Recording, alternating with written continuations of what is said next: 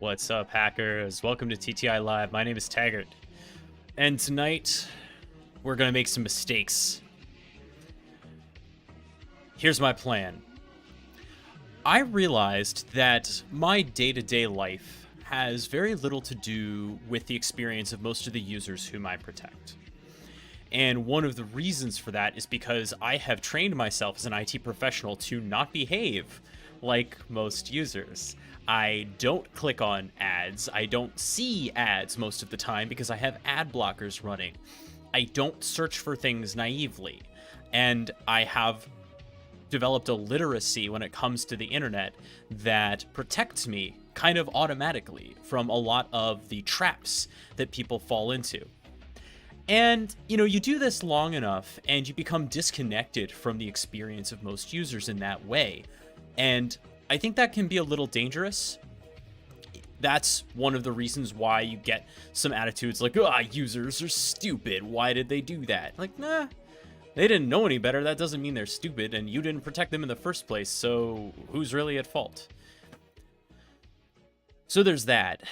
But there's also the fact that if you don't, just like a good defender should learn how to perform attacks in order to understand what their defenses should look like, I truly believe that you should play the role of that user sometimes to see what the internet looks like to them. It's like, this is a kind of tangential thing. It's Wednesday nights, you'll forgive me.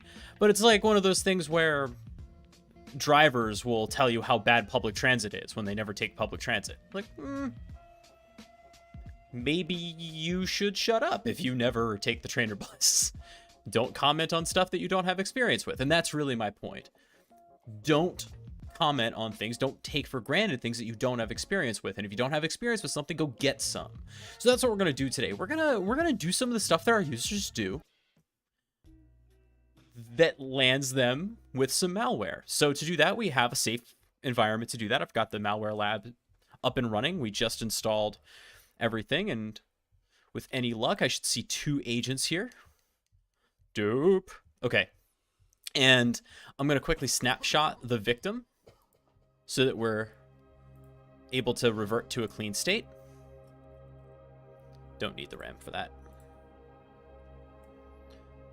Users are our biggest asset. We catch so much more because we've gotten them to report everything. Yeah, so users are your biggest asset. But it's also the fact that security is not their job. You know what I mean? So, like, yes, it's true that they are your biggest asset when they are trained, when their cyber vigilance is high.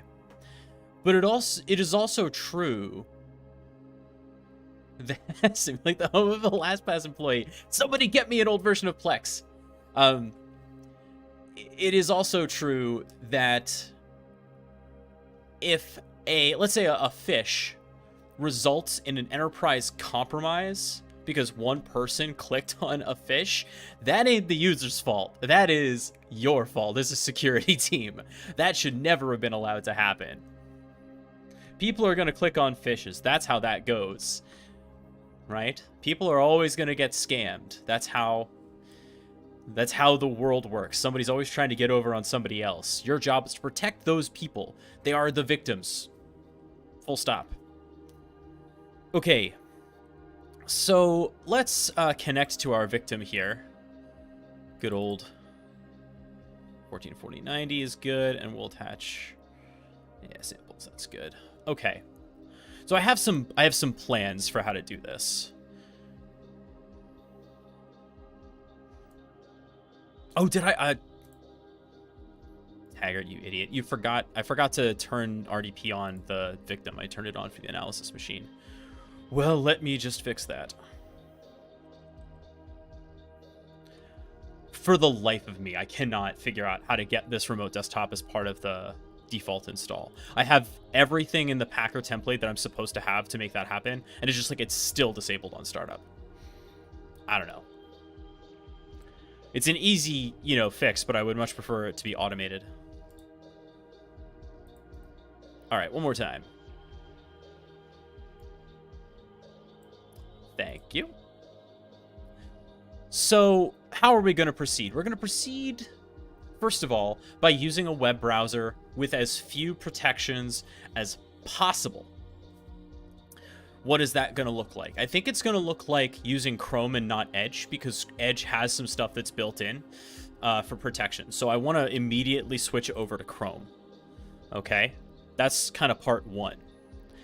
And then we'll get to see how Edge prevents you or tries to discourage you from doing so. No. Also, could somebody please tell Microsoft that I would be much more willing to use their browser if they didn't make this happen every time I open up a new VM? I guess they don't want you to open VMs, but also I don't want to have to click through all this stuff every time I launch Edge for the first time. Okay, chrome.google.com. I believe now Edge injects something into the page. Oh no, they just have this pop-up like, hey, don't do this. But of course we are going to do this.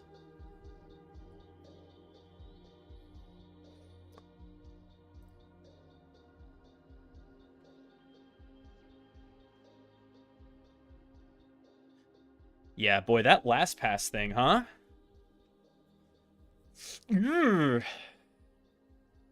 I don't know. What's crazy is it wasn't even that the employee was connected to the VPN. And I know that the compromise was being reported as a keylogger. I'm not sold on keylogger in the traditional sense. I have a feeling that it was a malicious browser extension. That's my thought. Because keyloggers, like, they're gonna get caught, you know what I mean? Generally speaking, unless they're really special. But malicious Chrome extensions, or malicious browser extensions, they can get past all sorts of stuff all the live long day. And if you're not paying attention, you know, somebody could restart your browser to inject them without a whole lot of notice. All right. Google Chrome. Yeah, so here's what it was. Here's what it was. It was Plex with an RCE, and the way that it worked was that Plex, I'm pretty sure Plex, was opened itself up to the internet via Universal Plug and Play, UPnP. And that's the part that's kind of crazy to me. That's the one that's really baking my noodle, because what that means is the attackers had enough time and patience to enumerate logs in AWS to find the user's home IP, okay, for anything that they did administratively in AWS or logins from the home IP, and then pivoted to that via Showdown or whatever, found the UPnP port, exploited it, and just laid in the cut and waited to get there. And once they had that, that was the ball game, and they were able to inject. But the fact that they were able to move from the AWS environment and analyze the traffic carefully enough that they went to the home device and just got lucky that 1 out of the 4 people who had access to the corporate vault had one of these vulnerabilities that they could so easily exploit, that's bananas. So they caught a break there, the attackers did, but also, like, it's sophisticated in terms of discipline. Right? If not the technical sophistication of the attack, it's sophisticated in terms of the operational discipline it takes to monitor the logs carefully for months, right? And then find what they needed in order to pivot to a higher privileged user using also a point I really want to make about the LastPass thing, since we're just riffing tonight. A point I really want to make about the LastPass thing. This was an attack that would be absolutely out of scope on almost every red team engagement that you would find, right? Who's going to authorize, with very few exceptions, who's going to authorize a red team to go after people's home networks? This is where it's no longer a boxing ring. Somebody pulled a knife on you on the street. You know what I mean? There's a difference in real world defensive tactics versus the simulated. Okay, let's close Edge, and let's start trying to get some stuff. I have some ideas for how to start, but if anyone has recommendations, definitely drop them in chat. We're going to start I think I just want to see what it shows me. I would say that would not be responsible red teaming. Agreed. Yes, that would be irresponsible red teaming. Flagrantly irresponsible. I'm going to start with Zoom download. Okay. So let's see what we got. Okay, so Zoom.us is at the top of the list. I'm not seeing any ads. I'm not seeing any ads on this one. Okay, what is this patporteralc.com? It's a PDF. Now, this might be instructions. Yeah, that's fine. This one looks a little bit more cleaned up.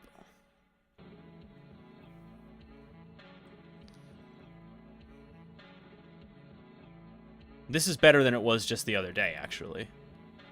Now, for comparison, let's see what that looks like. Teams download is a good one. For comparison, let's take a look at that in Edge. Zoom download. We'll see it in Bing, and then we'll see it in Google. God. So one of the things that always strikes me as soon as I start doing this exercise is just how busy the internet is, right? Everything is... You're in Times Square all the time. You know, everything is shouting at you. And that's not the internet that I experience, because I have ad blockers 6 ways from Sunday protecting me. But that is not most people's experience.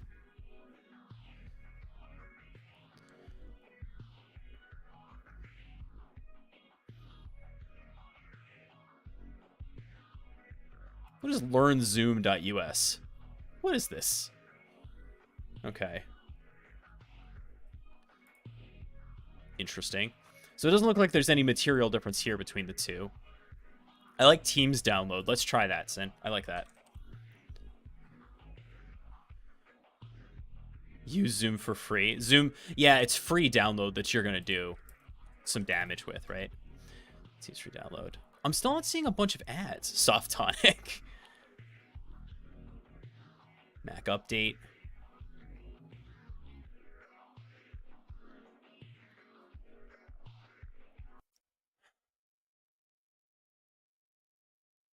Something's like up because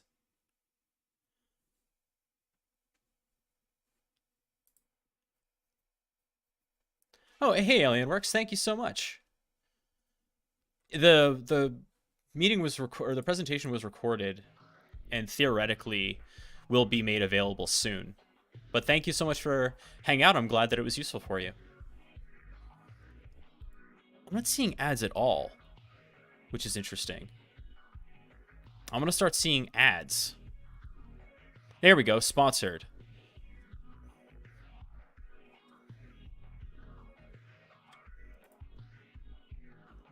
Pesktop, huh? Here we go. Here we go. Here's the good stuff. Zip password 123. All right. Let's go. What do you got for me? Now, this is a different password. It said file password is 2022. It's a RAR file. Always so trustworthy. Does anybody want to take bets what this is? I saw a RAR file yesterday that was Raccoon Stealer.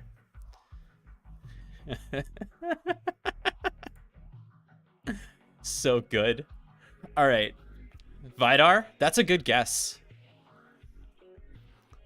All right. Well, one of the things that I do install in the malware lab to make my life easier.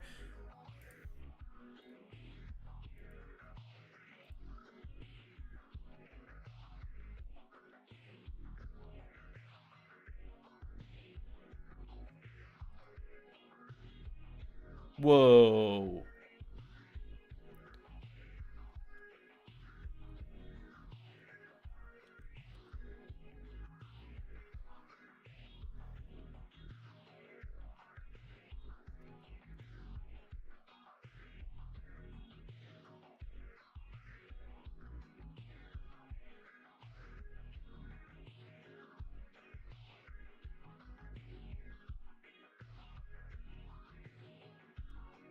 Except it's not there right now. I was like, that Okay, so that makes sense. Malware lab victim, malware lab analysis.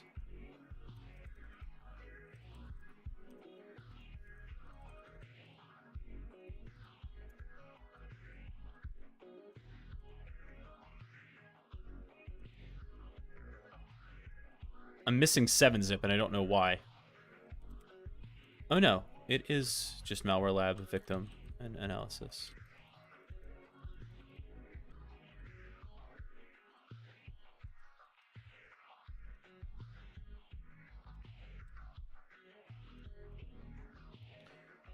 Okay, then what just happened? Why didn't my stuff get installed?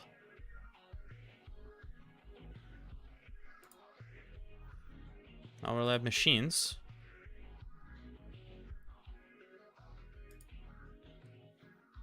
Roles. Malware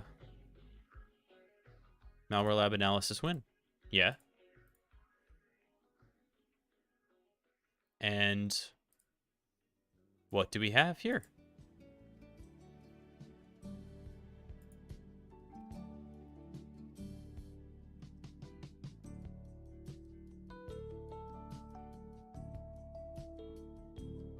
Well, I don't want to do that again.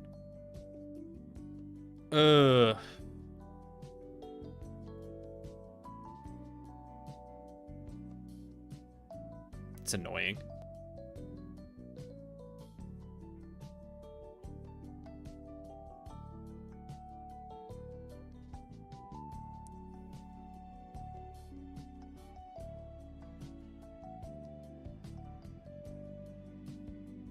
Let me quickly make a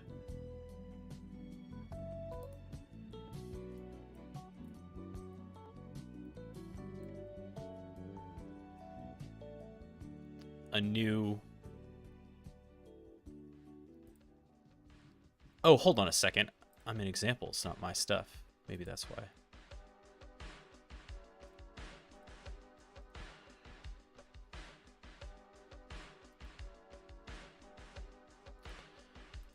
That would do it. Why is that commented out?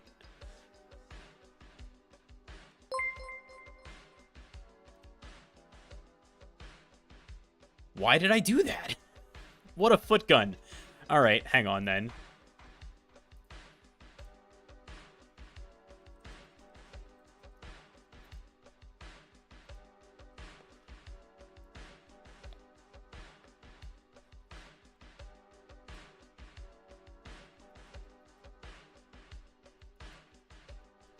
I can spell.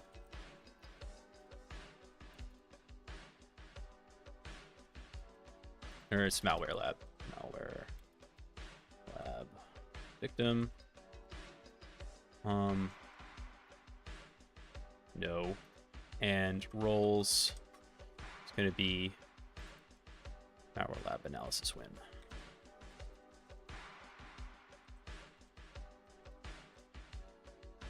Okay. So annoying.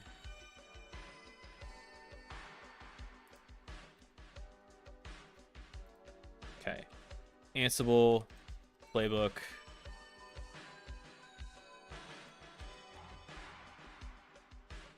Win analysis.yaml. Real DevOps problems. Yeah, for real. That's what it is. All right. Well, Chocolaty's going to install a bunch of stuff now. But in the meantime... All right, so we'll hang on to that. Let's go see if we can find some more stuff. Whoa, wait, what am I doing? What am I doing downloading 1.4 when 1.6 is right here waiting for me? 131 megs. It's almost the exact same size.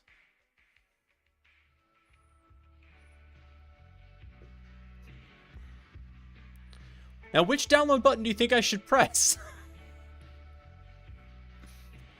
I know it seems goofy, but, like, how many times do you think people get burned by this?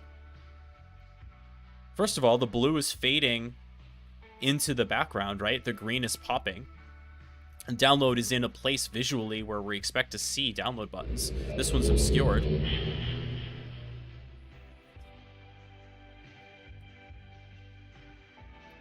think this is the right one, but in this case, it's true. All of them are the right ones. Hey, Fronotter, thank you so much for the follow. Free, no obligation quote. Pass.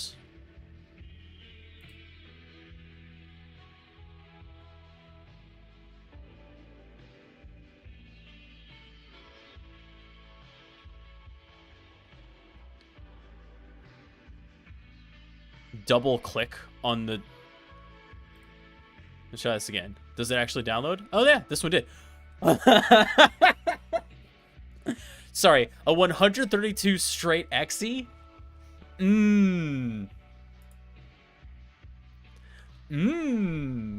Okay, well...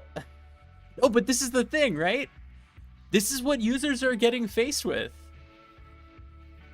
Alright, we'll go to downloads here. I wonder if Defender's even gonna let this thing stay on disk. Or it's just gonna be like, what are you doing? Okay.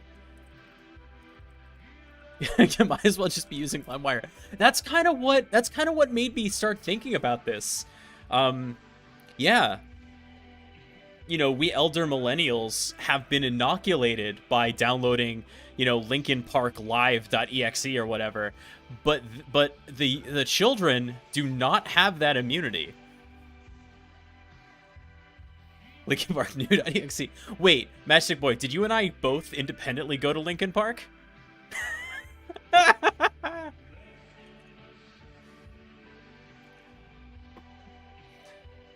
Incredible.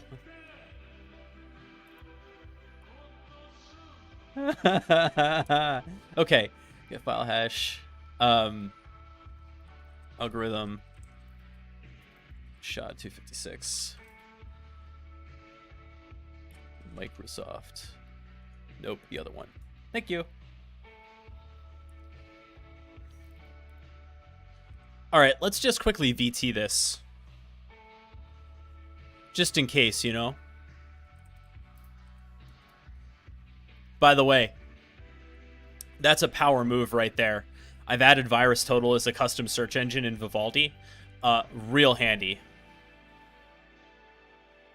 Oh yeah, it's real easy to do. If you go into your settings and you go to search, you can do this in almost any modern browser. You go to search and then just add a custom search. And so I added VirusTotal with GUI/search/ and then whatever you add here. And so I just do VT. I have one for the Rust standard library too. I'm about to add one for learn.microsoft.com because I'm looking up Windows stuff more often than I expected. Yeah, that's a real handy thing to do. And it gets you away from using those shady... I don't know how many folks deal with this. I have like 4 or 5 different cyber threat intel vendors that are like, you should use our browser extension that extract all the IOCs from the page you're looking at. I was like, I don't need you pulling more data from my browser, thank you. Yeah, P-Chef, this is Vivaldi. What up, HGB? Good to see you, buddy. Yeah, I use Vivaldi, so a couple of other fun tricks that I'm very enamored with Vivaldi about. First of all, check out tab stacks. So I've got this tab stack that's all the AC Hunter stuff that I was working on, and then I can just leave this stack by itself and then move elsewhere, and then I have this nice tab stack here.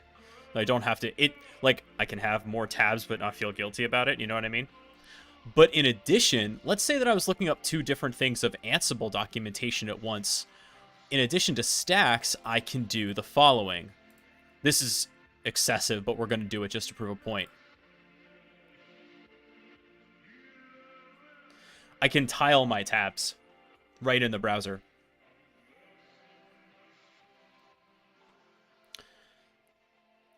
Two is a bit much, but I can definitely do 4. Or sorry, I could do 2, and it's really, really nice. Okay. As someone who just switched to i3, oh boy. Oh boy. No, I actually have nothing against tiling window managers. I think they're pretty cool. I know for a fact that I would get annoyed by them eventually. Seeing how much GoPro has had to customize his, I know that it would drive me mad eventually. All right. So this looked clean, actually. I didn't know I needed diamond web pages. Now I kind of do. That's how I felt about it. I was like, oh, I didn't realize I had a use case for this. I'll tell you when I use it now all the time is after I upload, after this broadcast is finished. Broadcast? What am I, 70? Whatever. After this broadcast is finished, I will then go over to YouTube, and before it publishes on YouTube in 24 hours, I will have the description up on one half of the screen and the video playing on the other half, really because I love to hear the sound of my own voice. No, because that's how I add the chapter codes, so that the YouTube video has nice chapter headings. And I use tiling to do that now. It's way handier.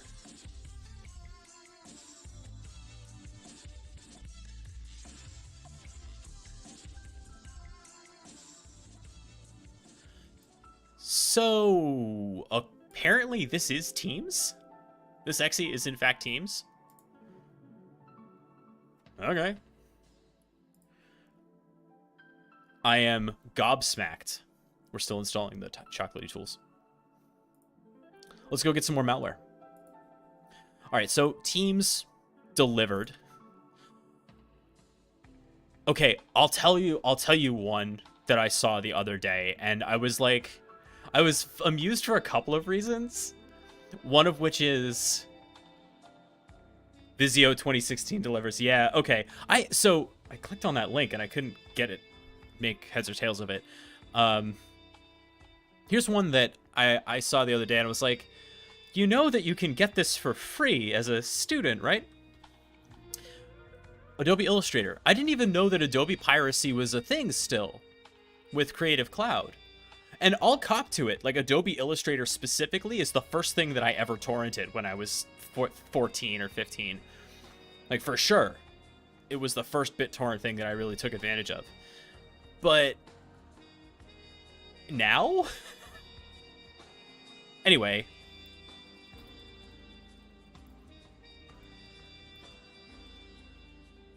People still pay for Adobe. So I have had the unique misfortune of having to go down the rabbit hole of Adobe Creative Cloud site license pricing.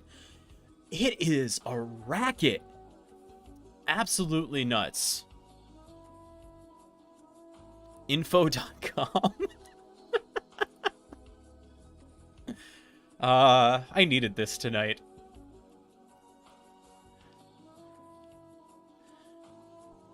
Soft. Does anybody actually download things from Softonic? I'm definitely downloading it from FileHorse, though. If you can't trust the FileHorse, who can you trust? I wonder if you can somehow dork for ads specifically. Hold that thought, Sin. I actually found a whole... doing this, I accidentally found a whole ad campaign. Okay, well, obviously we're...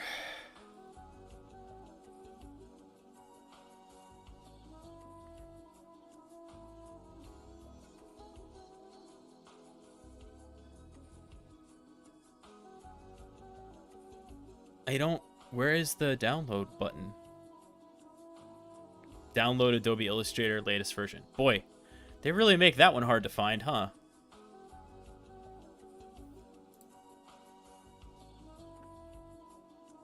Please tell me.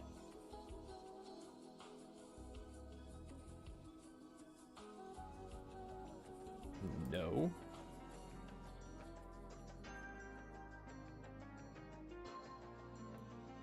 Oh good, this file is safe and scanned with 70 antivirus apps.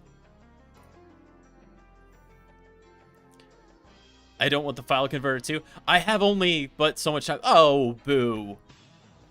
It redirected me to Adobe? I don't want legitimate software. Get out of here.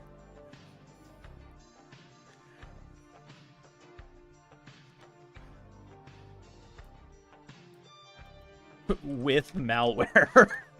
Please. We are trying to behave, Oreo Bite. We're trying to behave like naive users who will get burned. Vile horse. His mascot is named Trojan.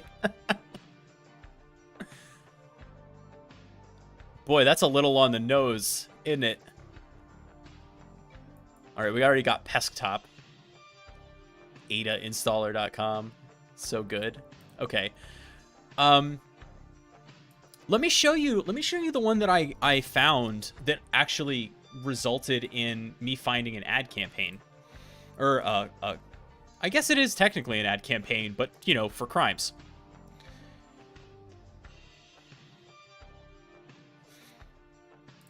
I have to go find the specific Google Dork.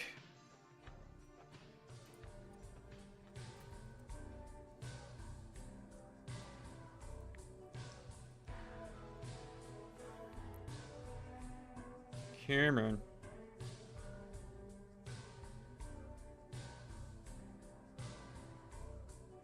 God, this was more days ago than I thought this was. Okay, there it is. Not me searching my Mastodon history for my own stuff.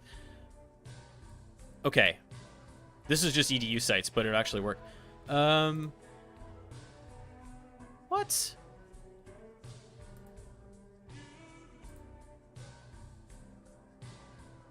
Oh, wait, no, look, I'm not on Google anymore. I'm on info.com. Yeah, let's try that again.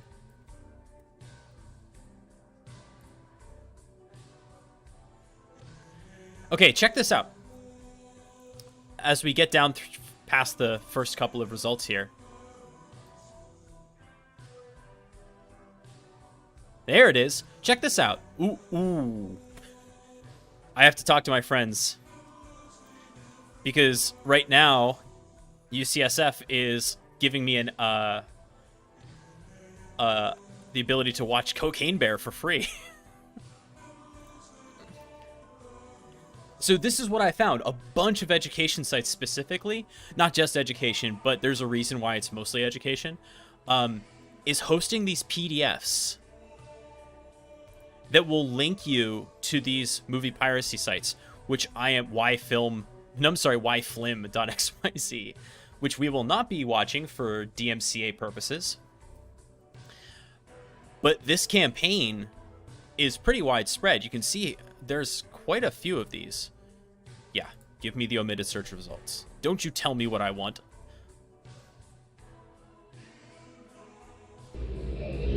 There's a ton of these.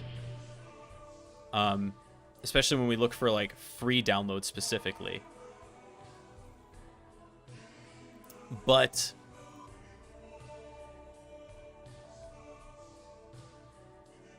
all right, let's see what else we can do. I'll tell you one I'm pretty sure is going to result in evil. And we're already not starting from a great place. But just like pick a popular game. And by the way, I should say my use of this as a search term in no way is an endorsement of the transphobic jerk who created the IP. But right? By the way, this is what happens when you Google Dork too much.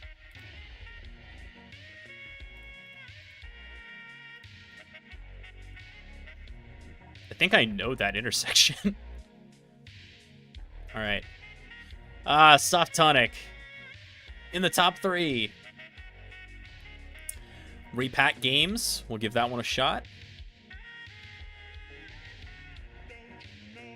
Looker Studio.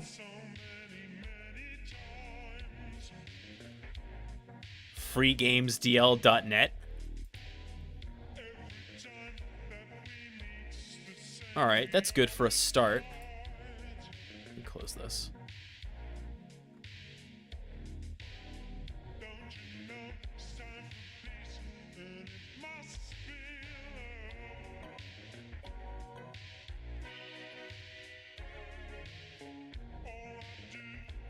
Okay, we've got a bunch of... One Fisher, I actually found this link before. If this looks real, we'll stop, because I don't want to pirate anything, but... It's 89 gigs? Okay, well, we're not doing that. Some of these might legit, like, be real. Game Diput on XYZ. Oh.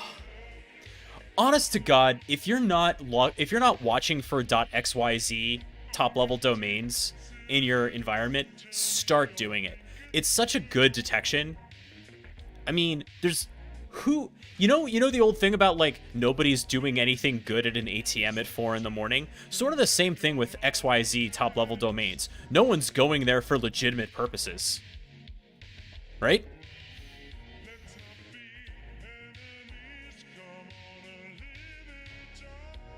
Is this in fact 85 gigs?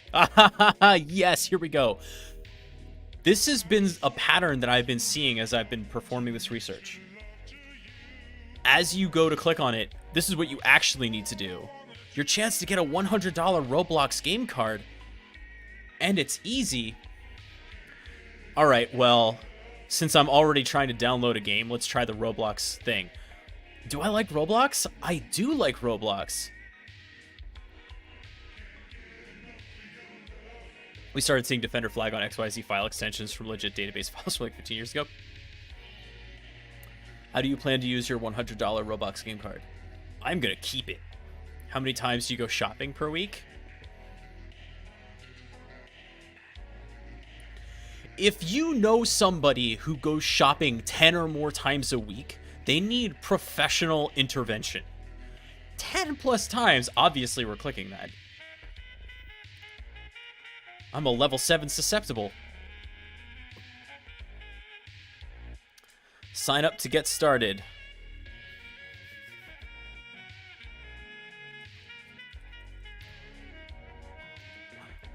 Enter a valid email address.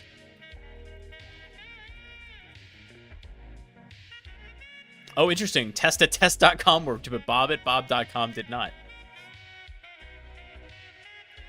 Somebody gets a bunch of email. Look at this ridiculous side quest thing that they're taking you through to make this happen.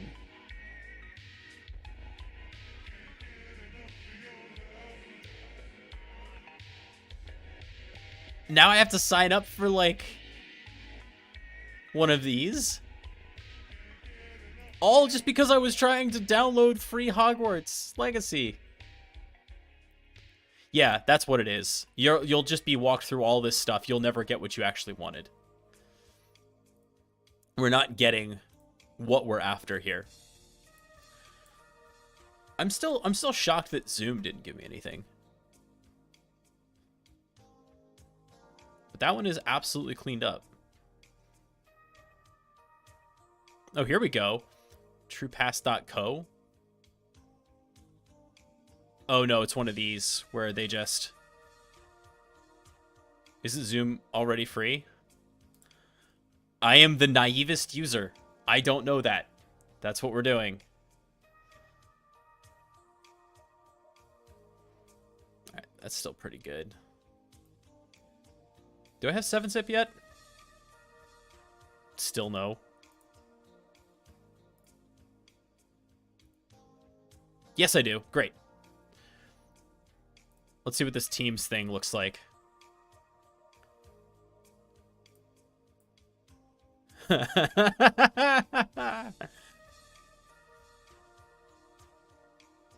Easy game cheats. Those have to be filled with malware? Maybe. That's a good idea.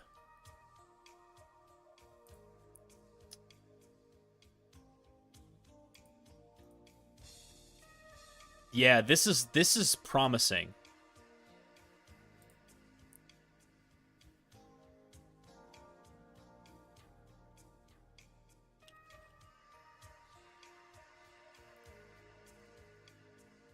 Is it password 123? I can read.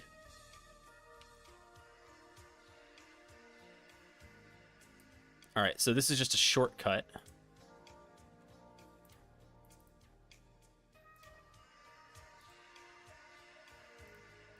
Yeah, we're gonna take a look at this one here.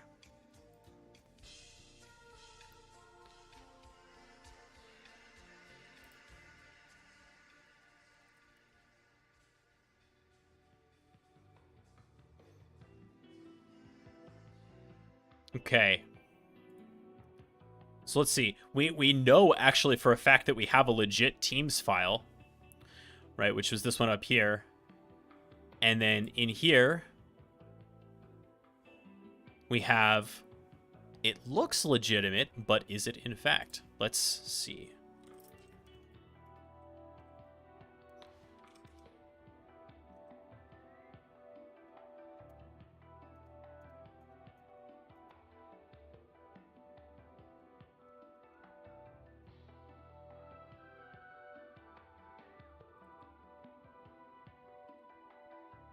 Lots of good software on Desktop.com. Yeah, I suspected that was going to be a winner for us.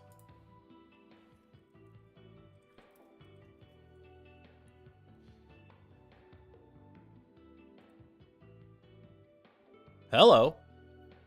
This also appears to be legitimate. What's going on? Or at least... No, it's known. That's crazy. So we're 0 for 2. We wanted to find malware, and so far we just found legit software.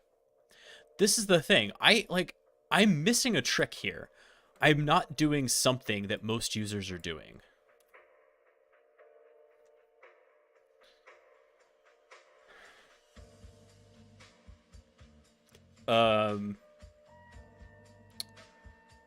Maybe use Edge with Bing. So the thing is, Bing has actually been doing much better in my testing at blocking ads. Google has the most insidious ads that I've seen. But I think...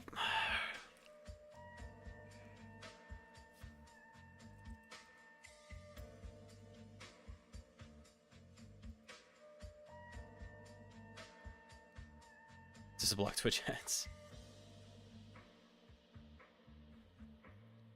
Here we go.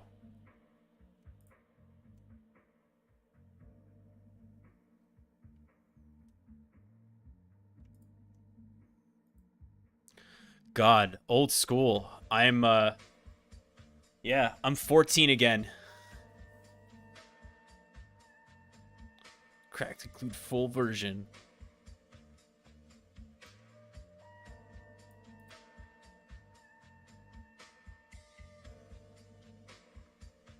Maybe you're not being naive enough. So, Big Mama, I think that's right. This is a failure of imagination on my part.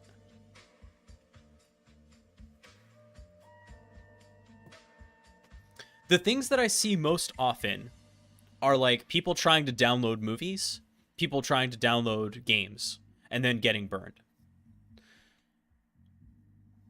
And then, you know, free software like Photoshop is probably the most popular. I swear to God, if this takes me... Oh, no, this looks great. That looked great. Did you see that? That whole... Is that in our history? Oh, yeah, look at that.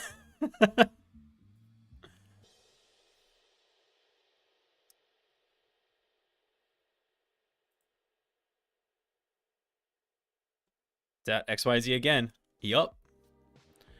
Copy and paste into new tab to start download. Why? Past 2023. Okay. Oh yeah. There we go. There we go. I think we got one.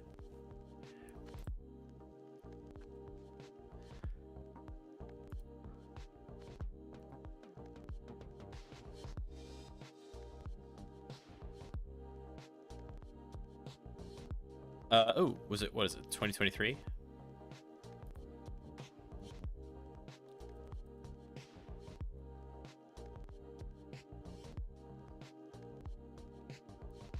Oh, yeah.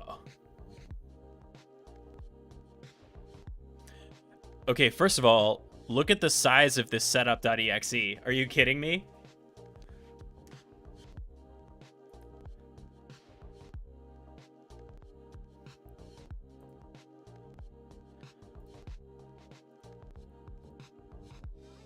Bouncy Castle. Am I crazy, or is Bouncy Castle a specific malware? SQLite.interop. This is a stealer.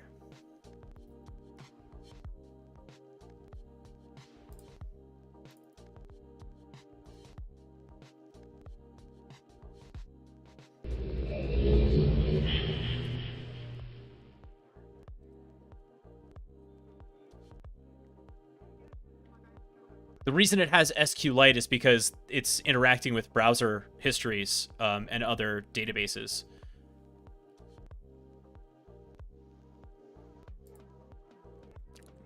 Okay. Bouncy Castle is a collection of APIs using cryptography. Yes, it's crypto API. All right, so I think we got something. Well, let's definitely extract this and find out what it's all about.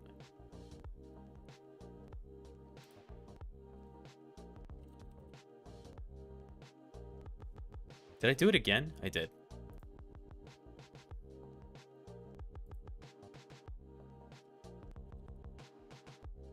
Where did I get this sample from? It started from bigfic.com, which took me to jicabotland.click, which then took me to yourhandups.xyz. Or no, yourhandups.xyz took me to jicabotland, and then there it is. There's your download file. And then the bit.ly, which we did. Is it question mark that you put at the end of a bit.ly link to decode it? No.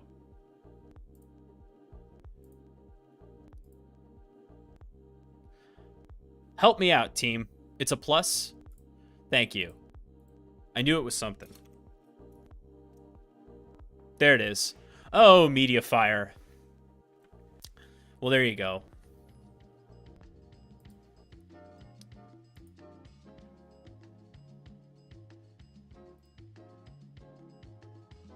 All right, we'll knock that off. Okay.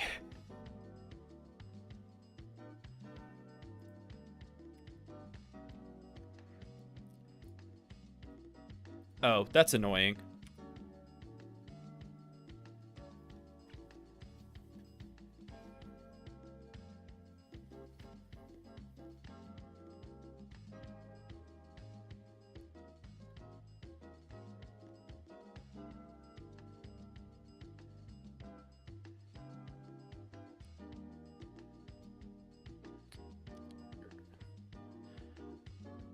So why, friends, is the setup so big?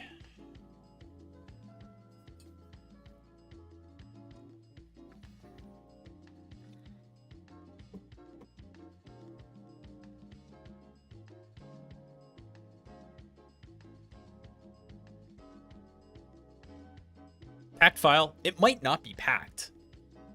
Rust. We don't know. My best guess is that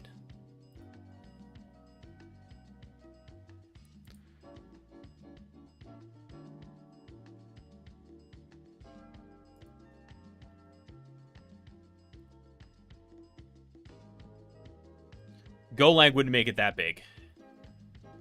No, but what we're gonna do, these are all good guesses.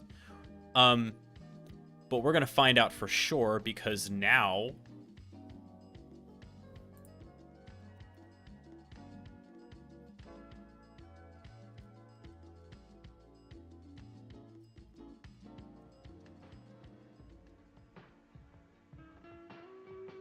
I have my friends.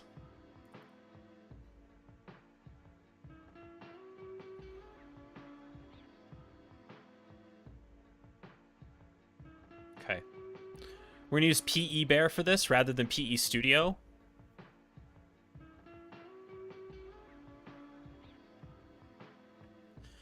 PE Studio is going to take too dang long.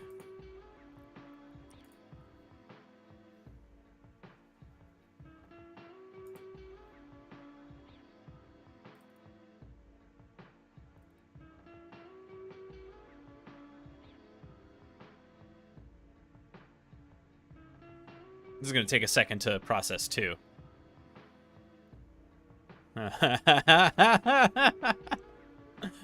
Oh, good. Okay, so what do we have here? So check out the sections. Text makes sense. Our data makes sense. Data makes sense. And then what? So Was this a full Flare install? It absolutely is not a full Flare install. Flare can hit the bricks. Even with the new version, I got tired of it taking so long. And so instead, I have my own set of things that I deploy with Ansible. If we look at the Malware Lab Analysis Windows machine, I install just what I need with Chocolatey, and I'm good to go. PE Bear, X64 DBG, Ghidra, Cutter, PE Studio, FakeNet, the Windows Terminal, which I should remember that I have, Sysinternal, 7-Zip, Wireshark. Is that on the Git? You bet. It's in SecLab. And the fact that Chocolatey has an Ansible module, that's it. You might be like, but Taggart, what about scoop.sh? Scoop is cool. It doesn't have most of these packages, so I had to use Chocolatey, which I've been using for a long, long time, and it continues to love me and want me to be happy. Just like chocolate. Taggart, why don't you use the tool that I prefer? Just to confound and infuriate you. That's why.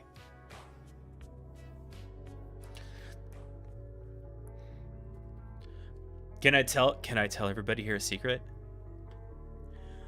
It's not actually a secret if you're on the Discord. I can't freaking stand NixOS. But if I say so on Mastodon, I'm going to get murdered in my sleep. Why don't you use a cracked version of IDA is the real question. The IDA freeware is okay. Here's what happened. I bounced off IDA when I was starting to learn a bunch of stuff, and then I got used to using Radar 2, then Ryzen, then Cutter. And so those are the things that I'm more comfortable with. And not for nothing, but Cutter is the only disassembler that I use on a regular basis that can handle exotic binaries like Go or Rust or Nim. Tried Ghidra? Yeah, I actually like Ghidra a lot. Why don't I use Ghidra? In all honesty, because it's Java and it's heavy, is why. There have been times when I'll use Ghidra specifically for taking a look at things that are really DLL heavy. That's something that Ghidra does very, very well, that it does better than Cutter, is anything when it has to connect to a bunch of stuff in the Windows API, Cutter doesn't make that connection as clear as Ghidra does. So yeah, no, Ghidra's cool. In fact, it's one of the tools that I install here for that very reason.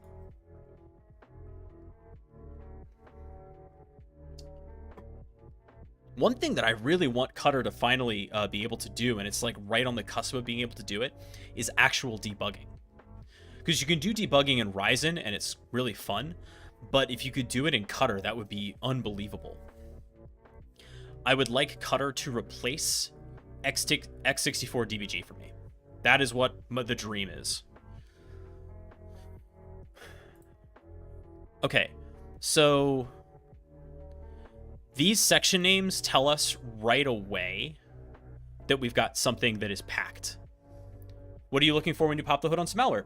Perfect. Thank you for that segue on Baron. Yeah, so I'm looking to see the section names and see if they're weird. And they are, right? These are not human. No human would stack books like this. No human would name assembly sections like this. And so right away, we're sniffing that something is not the way it should be here. Something is rotten in Denmark. And the fact that it's so dang big, and it has no reason to be that big. Also, so between the size and the fact that we have these section names, that's kind of the first thing. And this is why I love PE Bear, because it's a quick first pass. It's not everything, but it's exactly this. It's just an overview of what the PE file, the portable executable, is kind of all about. And it'll also give us the hash sums, of course. Full screen. You're not going to like it. I have it at 1440 by 90 for a reason.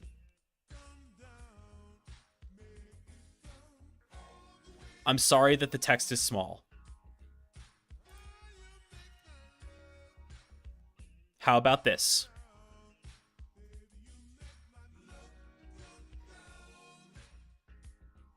That better?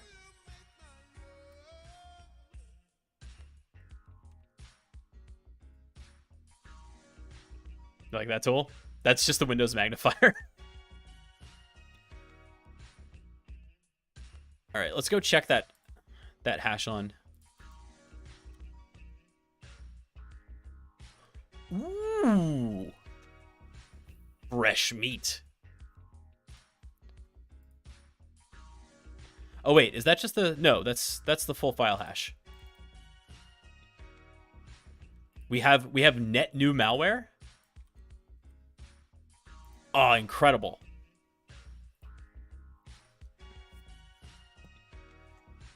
Get the picture out. I'm going to hold this one up and we'll frame it. Okay,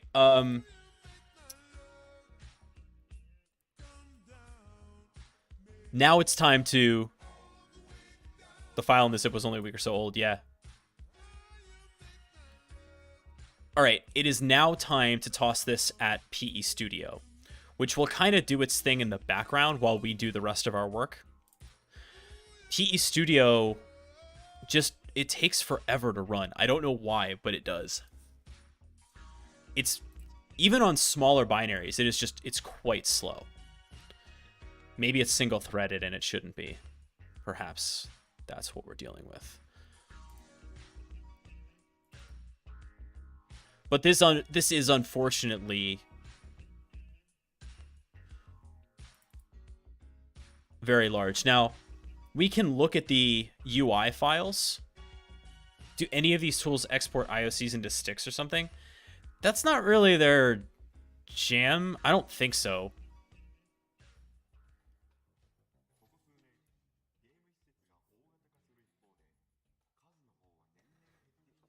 I have to tell you, honestly, if you're doing malware analysis at this level, you care so much less about atomics, right? Unless you extract them, but they're not...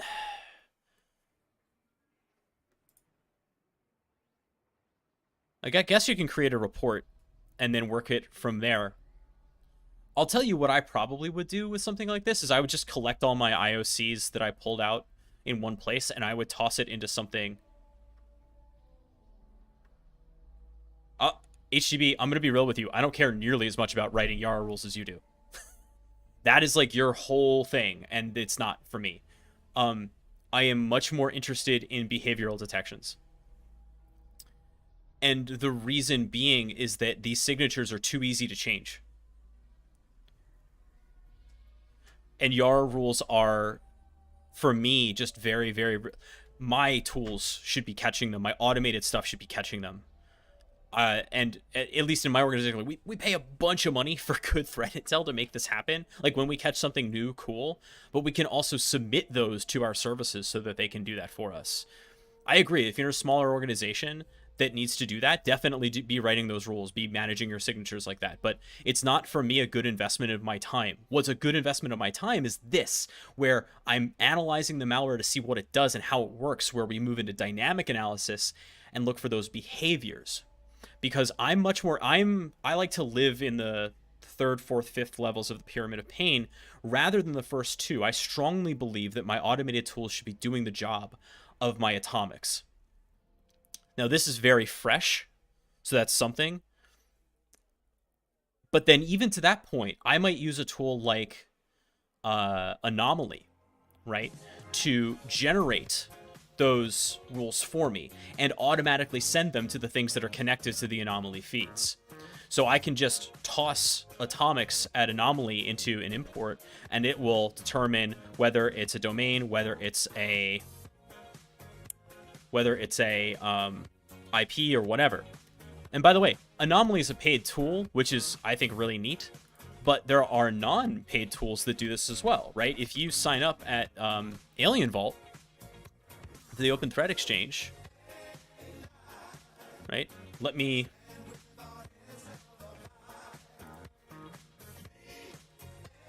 Anomaly. This.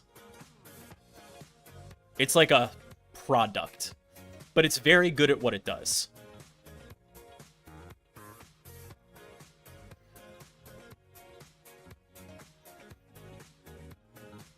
Free tools.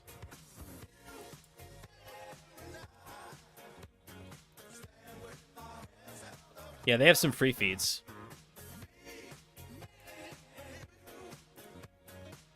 I think... Oh, never mind. I'm not doing this live. But Alien Vault, same deal. If we go to create a pulse... Yeah. You can just, like, paste in whatever you want, and it'll extract it and say, this is a domain, this is an IP, this is a whatever. And that pulse then goes to anybody who's subscribed to the feeds. Okay. Back to what we were doing. Take your time, PE Studio. I know it's big.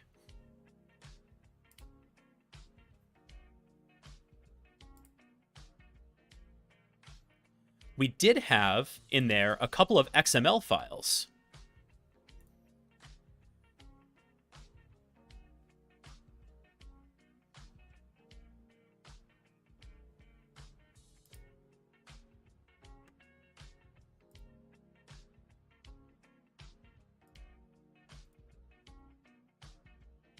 I gotta add Visual Studio Code to one of the things that I install.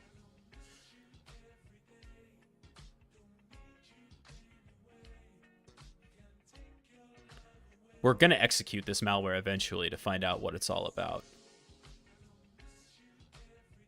Adonis. These are templates. There's nothing here. They do have Vim for Windows. In fact, the Vim course that I just released will teach you how to set it up.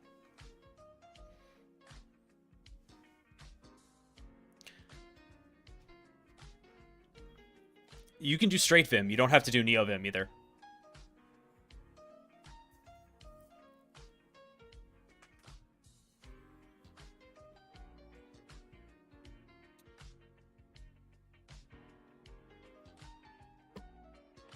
But Neo sounds cooler.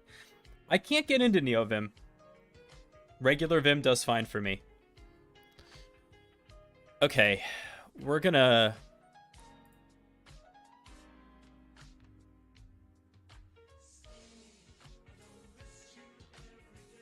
I'm gonna regret this decision, but we're gonna do it. I'm opening Cutter now. And we're gonna use it. You know what? We're going to use it instead of PE Studio, because this is just taking too long. This is the thing. Like, I want PE Studio to be cool, but it always is just so slow.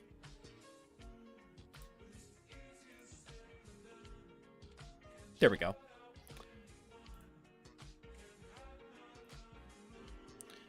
Cutter, though. Like, this won't open instantaneously, but I did a 500 meg file the other day with Cutter, and it was fine.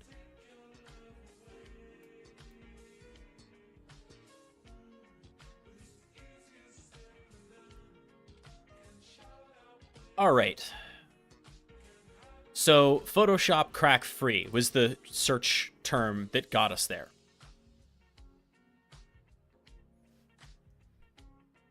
Free Pro Softs.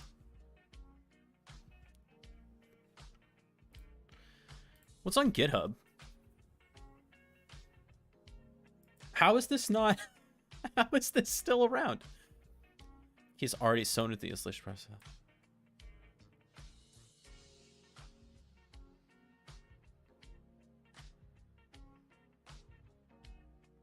Mediafire. Password crack. You know we're going for this one. Oh, Photoshop's smaller than I thought it'd be. 8.44 megs. Honestly, searching GitHub, I didn't even think about that. Probably a good idea. Yo, Opera GX. I have seen so many ads for Opera GX when I've been doing this. I don't know what kind of repackaged evil stuff they're putting in the Opera GX browser, but I'm not sure. I mean, I know this is Opera. Nevertheless,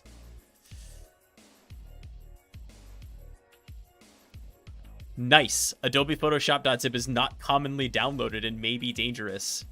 Thank you. I will keep it anyway. What is Opera GX? So Opera has two browsers currently. Opera, like regular Opera, which is Chromium based, and it just like is an alternative browser.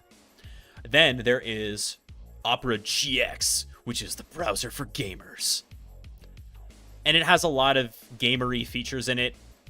But some people really like it. I think it's very goofy.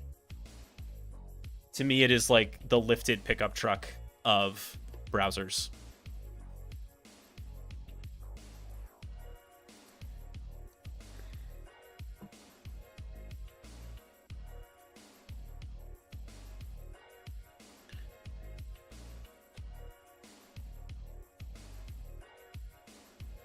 Come on, Cutter, you can do it. I may have to give this machine more RAM. I don't think I gave it enough to do what we're asking of it. Analyzing this awful, awful thing.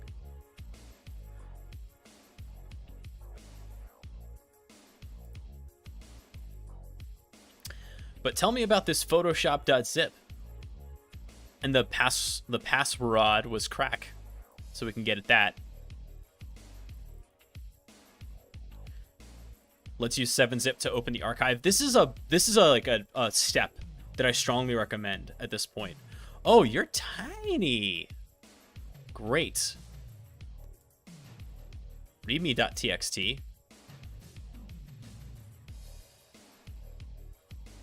Oh yeah, Cutter.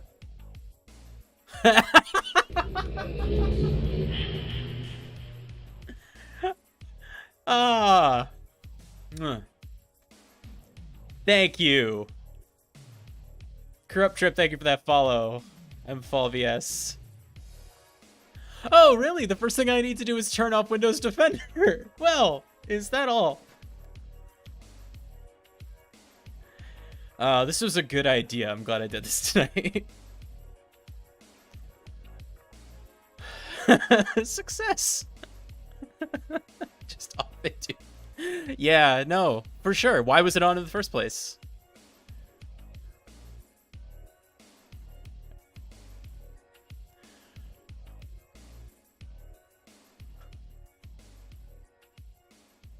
God, I want this. I want a needle point of this off your Windows Defender. Orbital, thank you so much for the gift sub. It's a Sidechuck. Space versus Time. What a great name. Thank you so much for that follow. Oh, boy. Oh, that's a good one. Okay, but before I move on to this gem, let's take a look at the 700 meg file that we got before. What's its whole deal?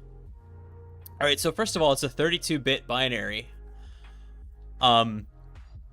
Which generally isn't what you'd expect from Photoshop in 2023. And written in C. Now, when it says language C, it's going to be anything C-like. But one of the things that I really do like about Cutter is that it will recognize Go. I'll do a thing on this eventually, but Go binaries are uniquely strange, even stranger than Rust, because they load functions into a pre-existing stack, basically. Their functions don't recognize as functions in disassembly. And so it's very difficult to reverse them.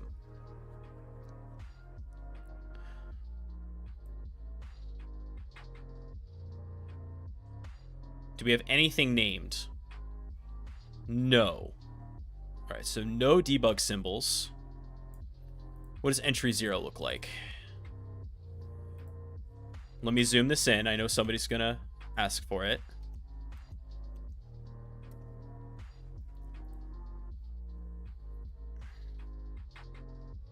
Would you say Go is harder to debug than Nim? Nim is simple to debug.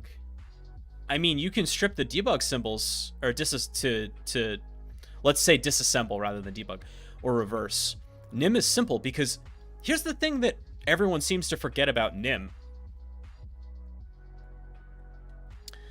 nim is a transpiler for C.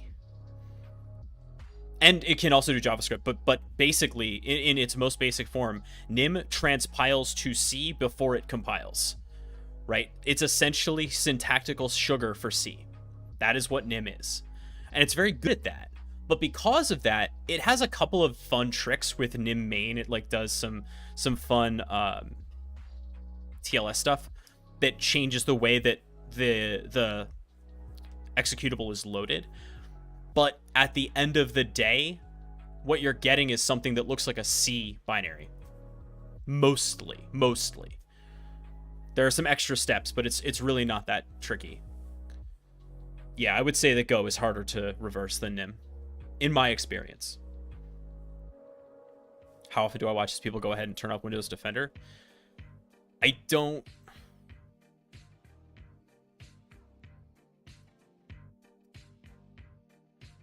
We don't let them. It still popped on my Windows box when I installed it, and WSL was fine. So Defender can't see WSL. Defender can't see WSL. Defender can't see WSL. Drop that into your brain. Here's why. Windows Subsystem for Linux 2, it could see WSL 1, but it can't see Windows Subsystem for Linux 2. Windows Subsystem for Linux 1 was a really cool hack that allowed the Windows kernel to take control of part of the NTFS file system and treat it differently. It was actually technically way more interesting than WSL2.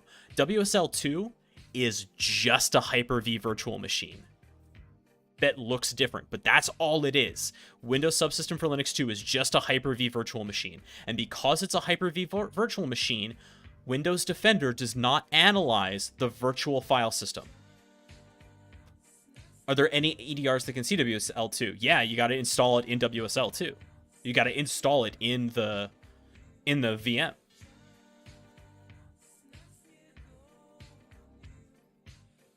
Just like you would install it in if you were deploying something in VMware, right? Or deploying it in Azure. That will literally... Yeah, no, I know. That's the deal. WSL is tricky that way. All right, so here's our entry. Got some loops.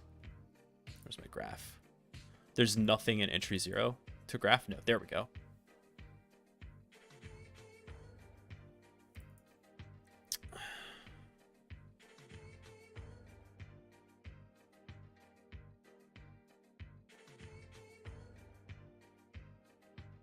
Before we go too far into this, let's check out strings to see if there's anything fun here. There are no strings. Seems unlikely. It may have been too big for it to pull strings. What about imports? Those we have. I know these are small. I'm sorry I can't make them bigger. We have some stuff from GDI32. Friends, when you see GDI32.dll, what does that tell you about what the application's going to do?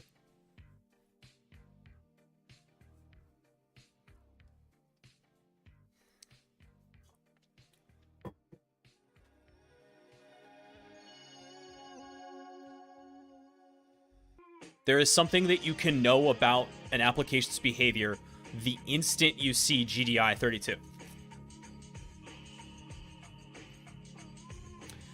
Sin is correct. It has a GUI. GDI is for drawing. It's for graphics, low-level graphics, right? So what you know right off the bat is that it's going to pop something for the user to interact with.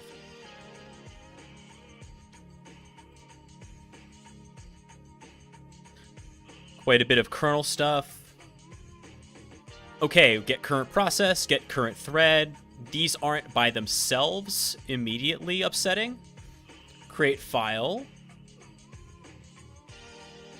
Okay. I'm curious what kind of create files we make, but we'll get there.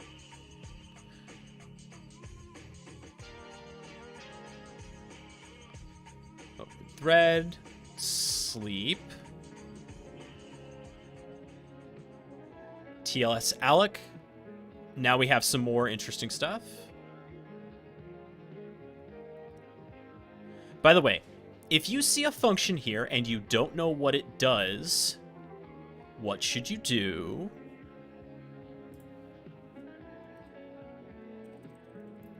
Look it up.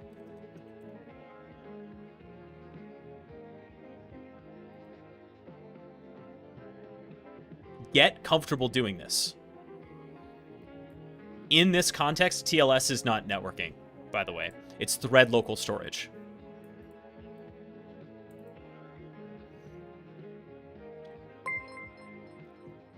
Whoa! TJC Hacking, thank you so much for that raid.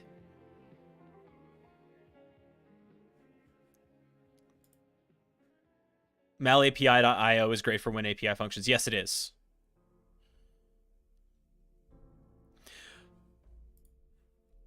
That's a Rasta thing, isn't it? That's a Rasta joint.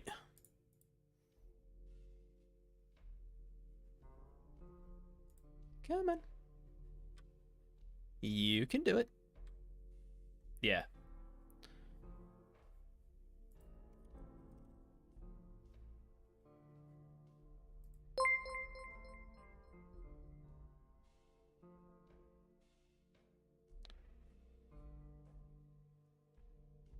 I recommend including Google Dork in his site. It would be learn.microsoft.com. Rasta joint, was that a pun? It was accidentally.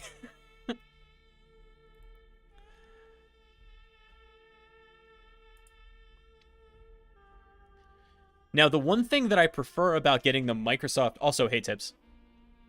Quick update on what's going on in the stream. Sure, we're being naive users. Basically, what we're trying to do is trying to stumble across the stuff that users who don't know any better will do, and what that looks like for them. So, for example, we went to download cracked Photoshop, and we got a couple of particularly interesting files. We were trying to get free Zoom, like Teams as well. We tried Zoom. We're trying to get a feel for what happens when users who don't know any better and don't have any of the protections that we, as IT professionals or enthusiasts who have some history, experience, and just sort of these built-in defenses around the ways that people are trying to get you infected on the internet, what happens to them? What is life like for them? And one of the things that life is like is that they're bombarded by ads with multiple download buttons.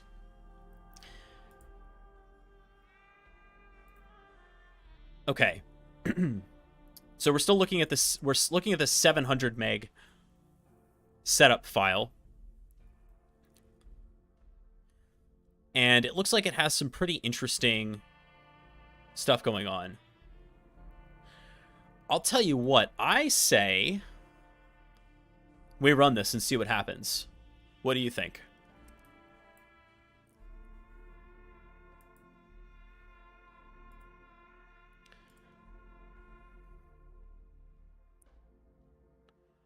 And we'll extract this zip file first, too.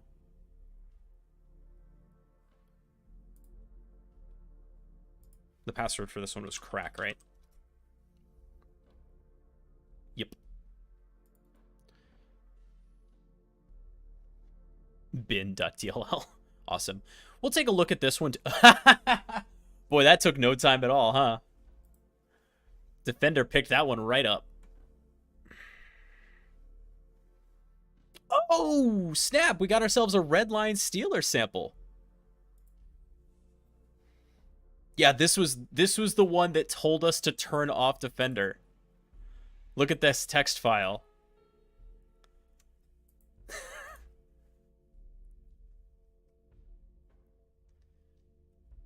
Oops.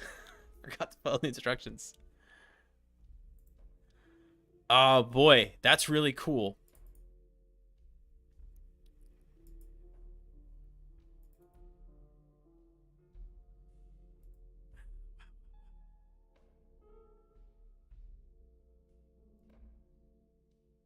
It does. It says off Windows Defender. That's right. I have to give it some concrete shoes.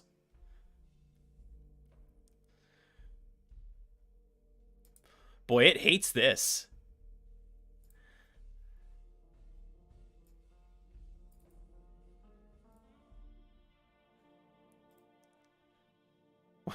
Wow, later days.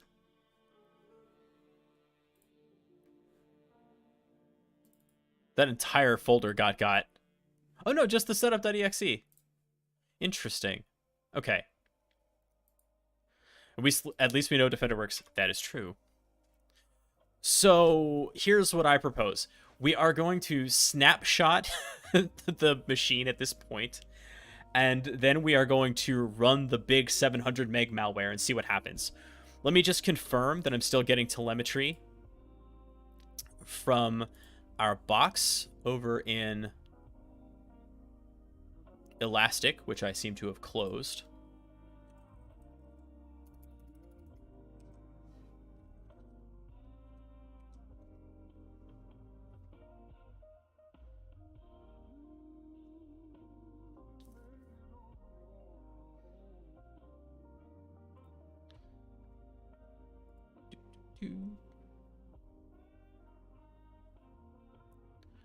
I mean, that looks pretty good. Agent.name, win victim. I'm on win victim, right? Yes. All right, we'll filter for that. And we'll look for event.code 22. Nothing. About 3.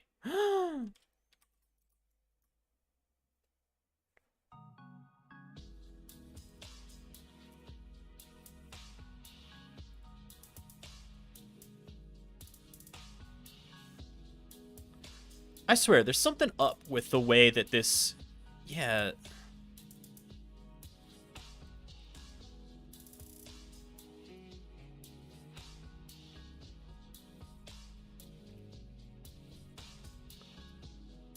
Okay. That's weird, because, like, we just saw...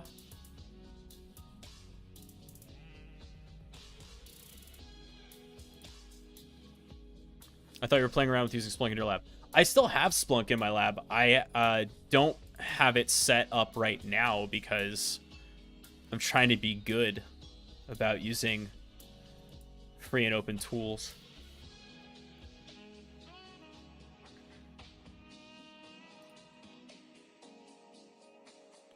Oh, hold on. We're not even getting Sysmon data. That's why. Well, what?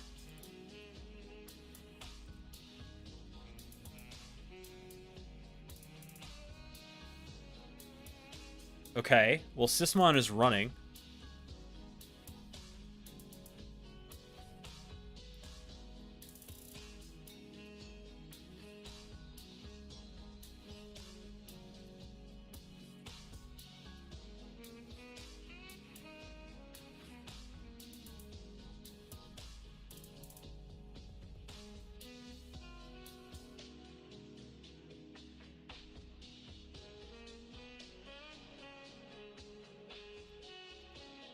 Yes.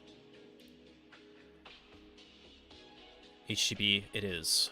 So if we look at my fleet, we go to the agent policies, malware lab, we'll see that it has a Windows integration, which is designed to collect Sysmon.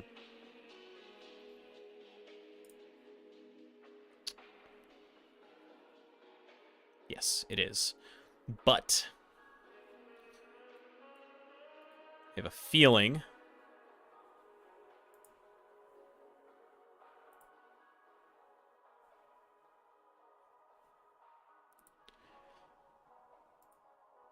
that restarting the agent is going to improve the situation here.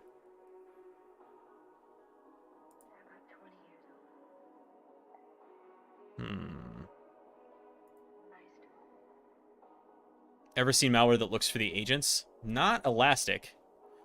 I've definitely seen malware that looks for Defender and shuts down or changes its situation.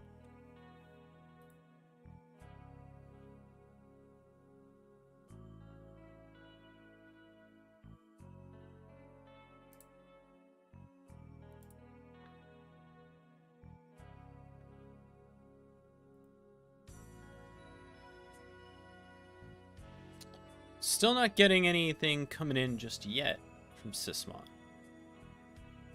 I'll confirm that it's running. Get win event. Max events. 10. Log name. Microsoft.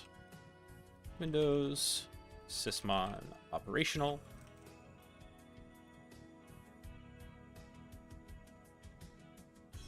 Looks good.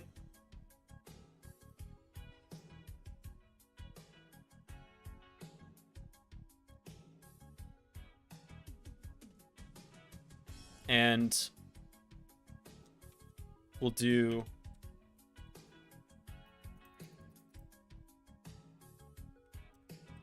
it's 10.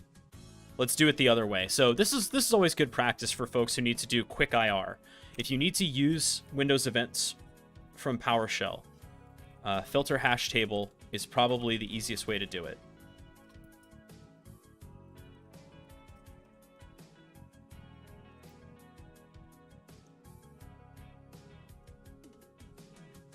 Okay, so plainly we're getting ID 3, ID 22, plenty of that. Select, expand property, message.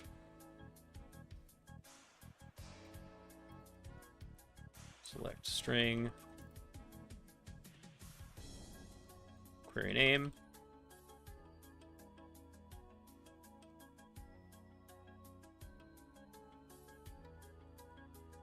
All right, that didn't quite work the way that I had expected, but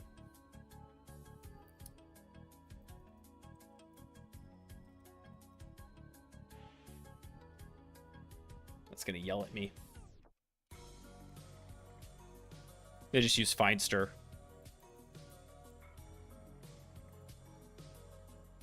Nope. It was a Findster. Fine. HGB is going to tell me in a second how I'm using select string wrong, so I'll wait for that. But look at the queries we're getting. Really nice, good stuff. I didn't want to go to any of these, right? SourceForge. Now, all of these are largely from ads, right? That I was subjected to because of my browser, and that's an important distinction, right? When you look at your firewall logs, yeah, when you look at your firewall logs and you see all these weird domains that are coming through, even if you look at your SIM and you see all these weird domain names come through, be aware that a lot of what you're seeing, if you don't have these protections in place in your environment, you're seeing ads create these DNS queries, and there's nothing you can do about it until you stop it, which is why deploying ad blockers in your environment is one of the most valuable things you could do. It's like one of the single most useful policies you can deploy to protect your users and your enterprise.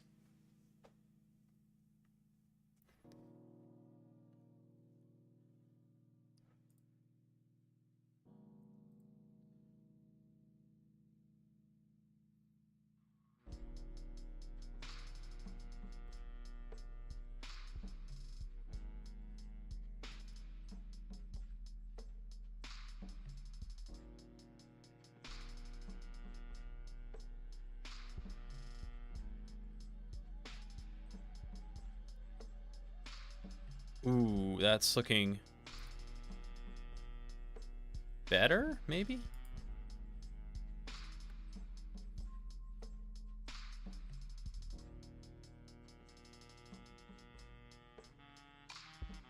Oh, there it is. Windows Sysmon operational. We got it.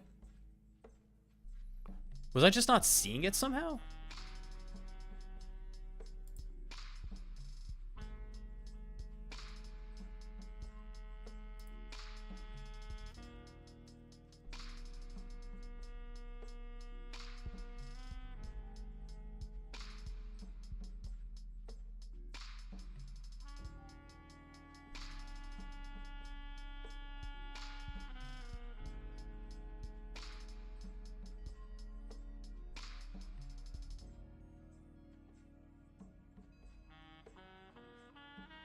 Huh.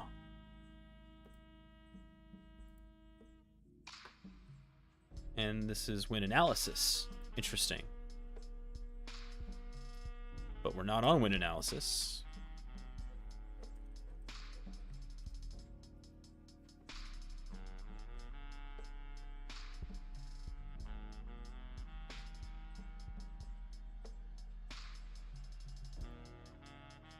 There we go. Now, event code 1. There we go. Sysmon operational.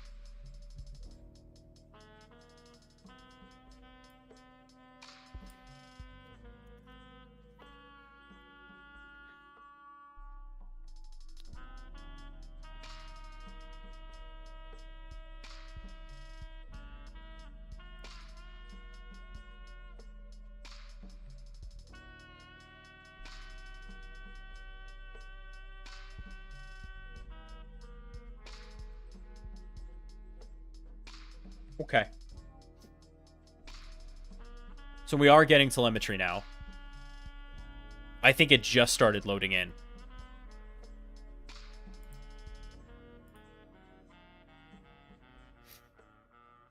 Okay.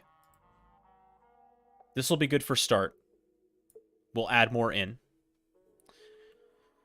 Now, let us take a snapshot quickly.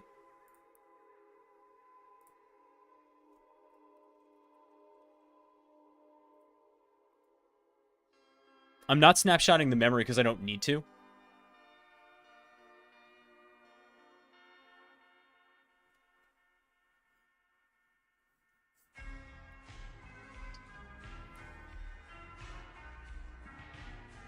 Also, it's a huge pain.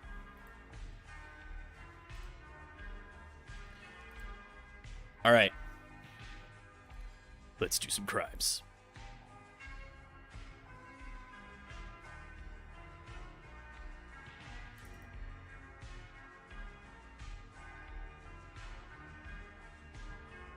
What is your whole deal?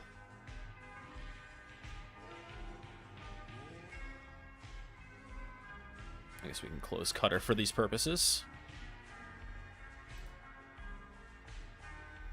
Hey, Dalek what are the specs on my Proxmox server? It is an HP ProLiant DL380P Gen 8 with 1.2 terabytes of RAID 1 storage on one volume and another 1 terabyte of backup on another, 64 gigs of RAM, 40 cores worth of Xeon processor. I don't remember the exact model number. All of which cost me $425 like a year ago. Well, this is taking its sweet time to execute.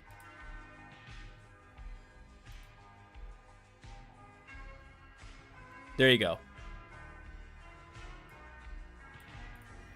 It is pretty beefy, and that's because I wanted to do stuff like this. It has more than paid for itself in terms of capabilities and stream content. To the point where I am thinking very seriously about, with all my free time when I go on paternity leave, outlining at least a home lab book.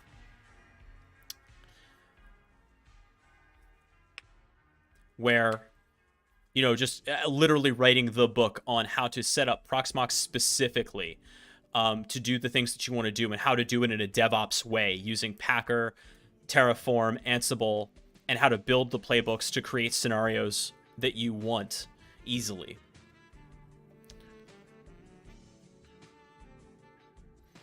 Because I know Tony Robinson has his virtual lab and his book, and I took a lot of inspiration from it, but his is very manual, and it's very, I think, a little old school because it's around Metasploitable and things like that, which is fine, but I don't use those tools anymore. I've moved on to things like Sliver, and rather than creating like a Metasploitable machine, I tend to prefer doing things like creating an actual domain controller deploying the AD environment and then adding in configurations that we know to be vulnerable. For example, did anybody see the CISA alert today about what their red team found in their engagement? That was a cool release. All right, let's see what we got. Starting from 1830. Ooh. Plenty of good stuff here. Okay. I'm sorry, what?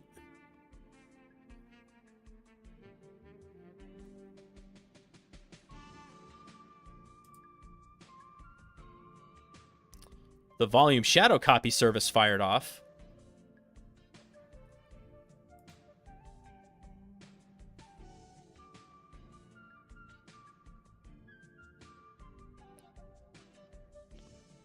With no parent. That might have been legitimate. That might have been because we fired a setup, it created a restore point. That might be real. Some registry stuff is happening. There's passkey. So this was our first point of execution. Then we got a file write.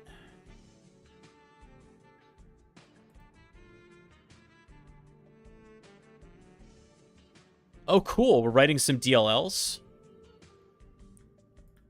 We're going to add this column as well for our event ID 11s. Oh, baby. This is Raccoon. This is Raccoon Stealer.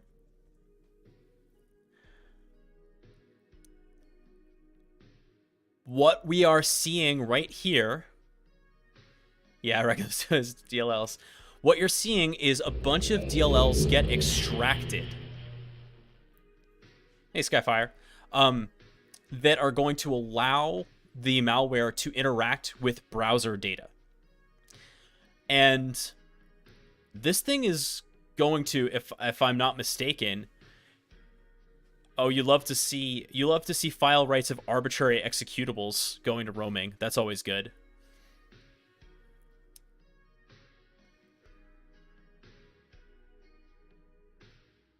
Okay. Anything else?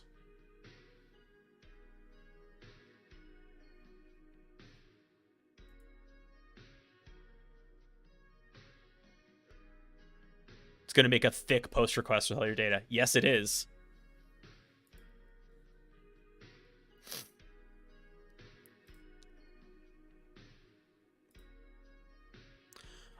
I'll tell you what it hasn't done that I'm a little surprised about.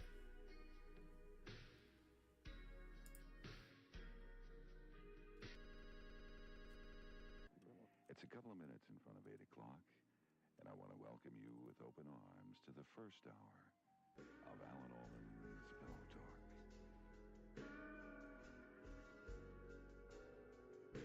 Interesting.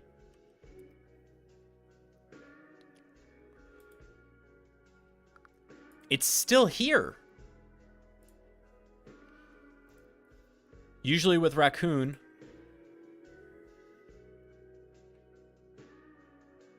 Oh, I can't wait to get DMCA'd for this.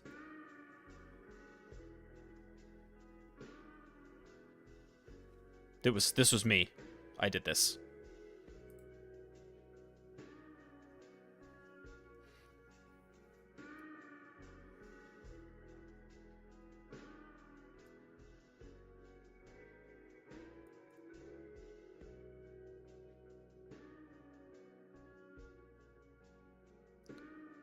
So a lot of file writes. Oh, my love, my darling, I've hungered for your touch. Alone, and time can do so much. What else we got? Come on.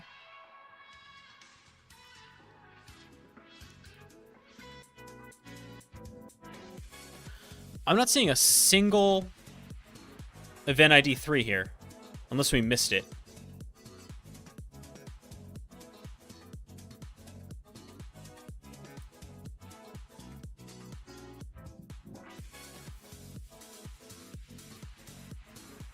Nope.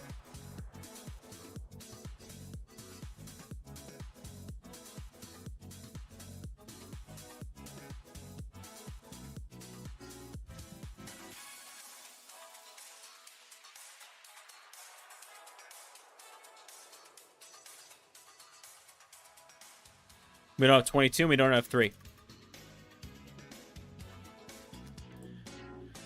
We're not seeing any network connections in this time frame, which is unlikely.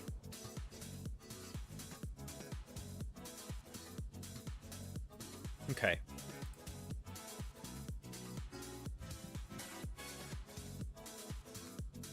Now, one thing that I should be able to do, and I don't know why I'm not here.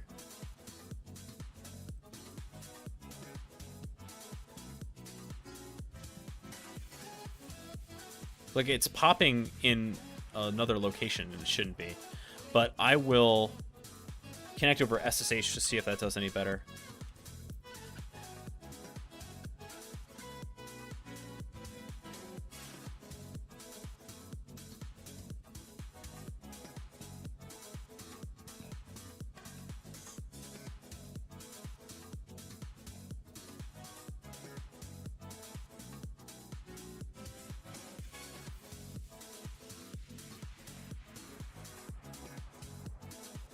Whatever.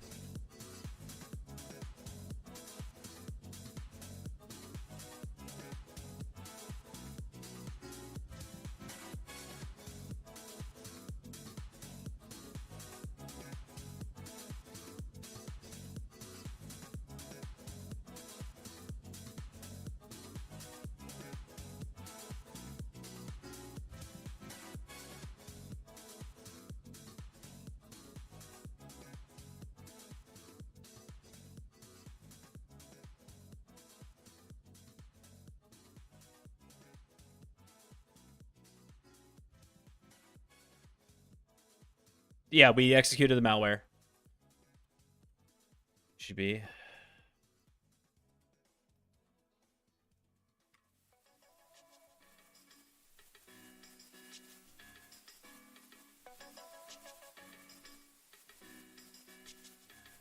There we go.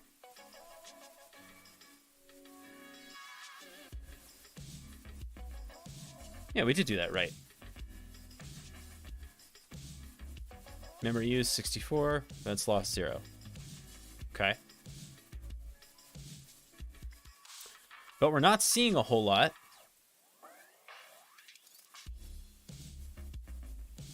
Now we're seeing me do stuff.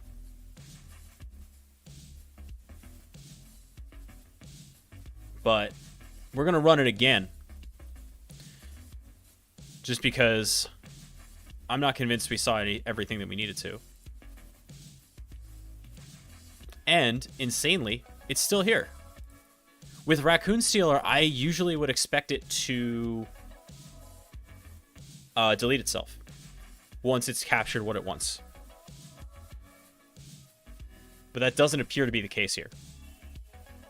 By the way, for those of you who don't know what we're doing with PacketMon, you might have been like, what is happening here? For a while now, Windows has had its own built-in packet capture utility called PKTmon. And it allows you to run packet capture directly from the Windows endpoint without having to load in Wireshark and set that up. I mean, we have Wireshark to read PCAPs, but PacketMon will run packet captures directly on the... hello?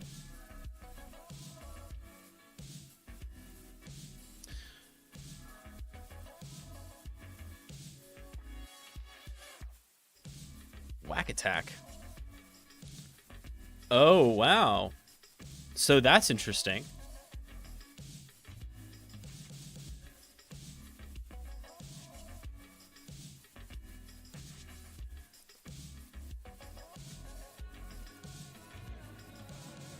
So we saw it write these exes right before, and now we see that Defender is protecting us from them.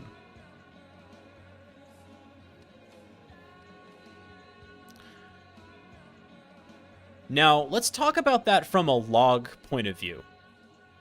We see these security health host.exes kick off, but if we wanted to see other other events. Is there a way that we could do that? Now, we aren't collecting defender logs right now. We could be, but if we wanted to look at them on the endpoint, how would that look?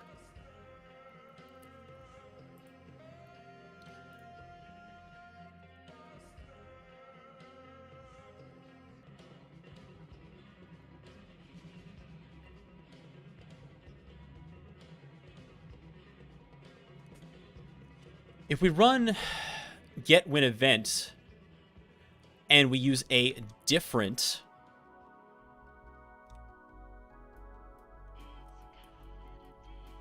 log name, we may be able to learn a little bit more. The log that we want is Windows Defender /operational.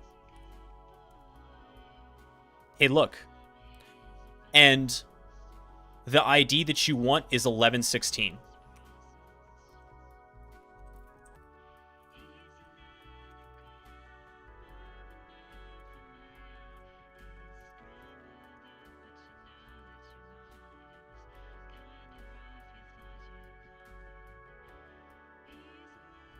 If you want to know what Defender's been up to, this is where you find it.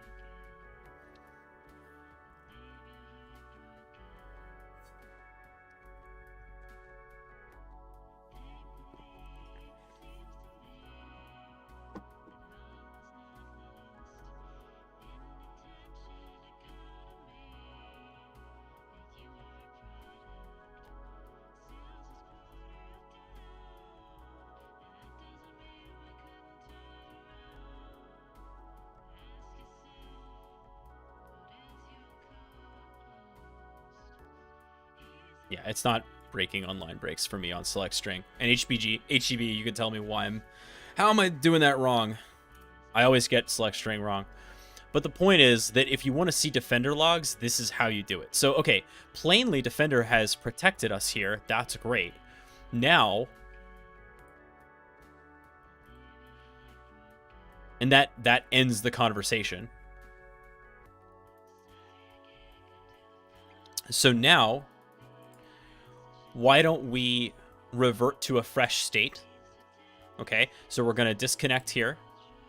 And we're going to restore the machine. Dang it, no. Yeah, we'll do it. We'll do it. I'm worried this is going to break Elastic, but we're going to give it a shot.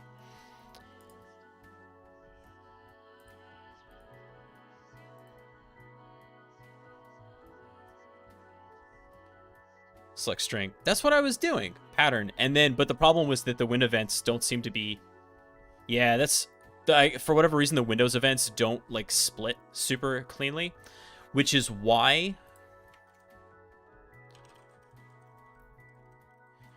when I really want to do this... And I should just make this part of my Ansible install. There is a script from the PowerShell gallery that I love called Get Windows Event Log Message. And what this does is it wraps the message from WinEvents into an object that you can then access the specific keys and values of much more easily.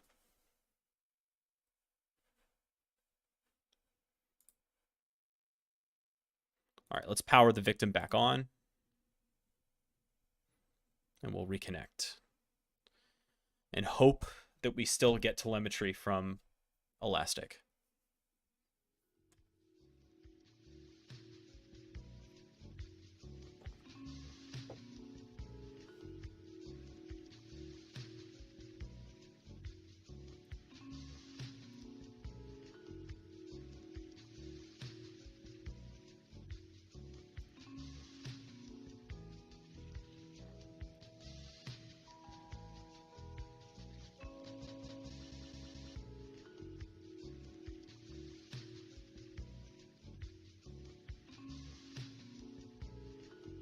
All right, we're back.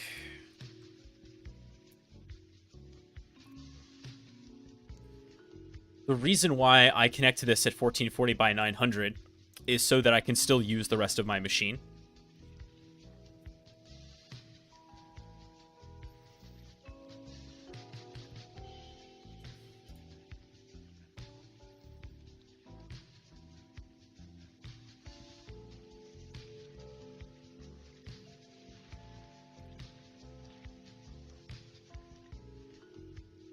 Okay.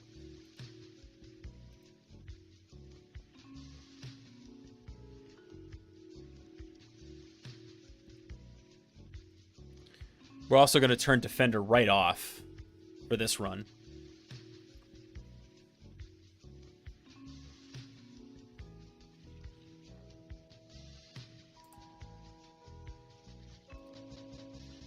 No. No. No. Definitely no. Okay. Got off Defender. That's right. That's right, Talon. But we also have to confirm that we're still getting telemetry from Elastic. We can make do without, but I would much rather have it. So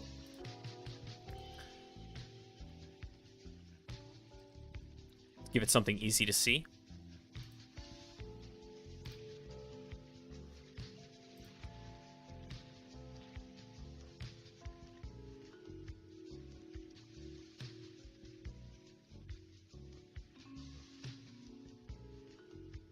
I mean, that looks like it's good. Can't have success if you don't off Defender. I can I can see in the future some sort of meme about this.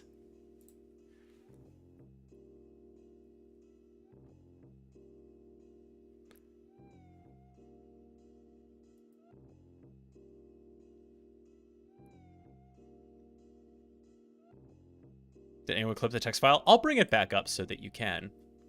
Not there, though.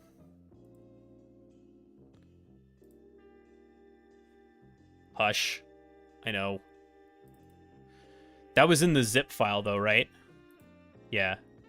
That was in the zip file, which we'll re-extract. The password for this one was crack.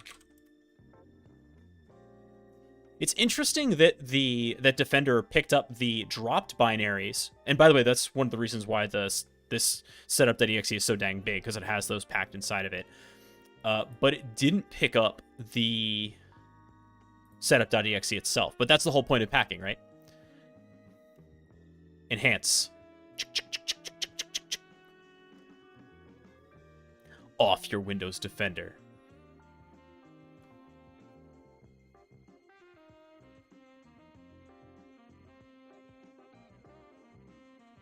Yeah, that Windows Defender's a rat, see? We gotta off him, see?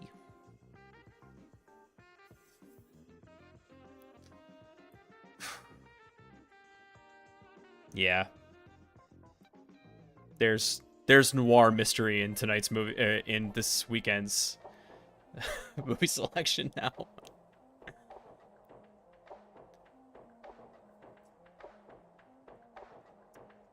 Oh, rat. Very good, Swoosh. Very good.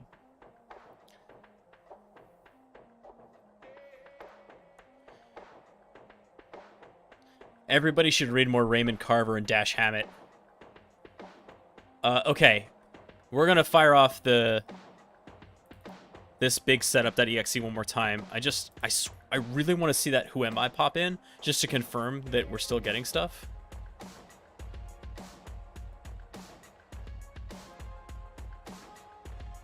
Okay, we're definitely still getting stuff.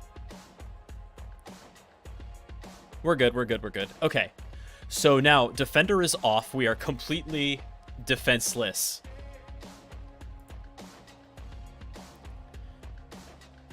Right? Yes. And we're off to the races.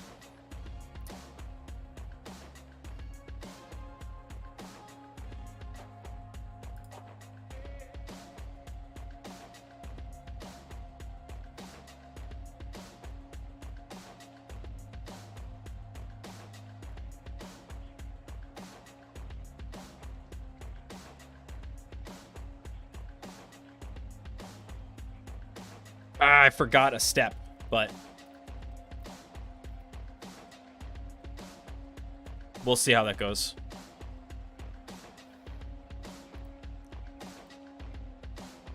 It didn't delete itself yet. I really do think this is Raccoon Stealer. Okay, So all the DLLs got written.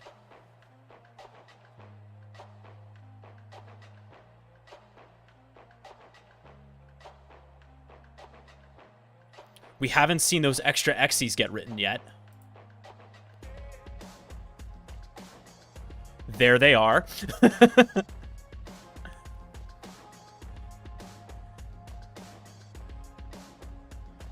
Okay.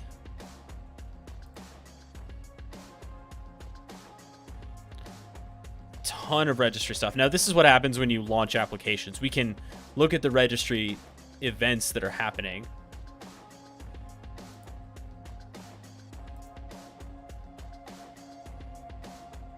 Right. Inventory application file. Makes sense. All right, have a good night, Chef.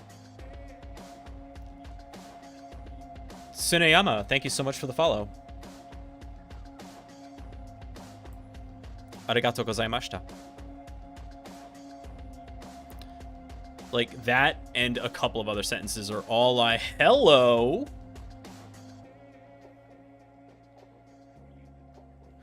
All I remember from Japanese in college.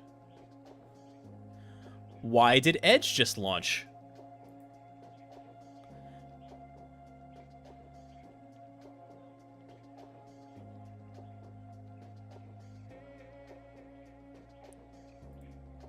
What are we looking at?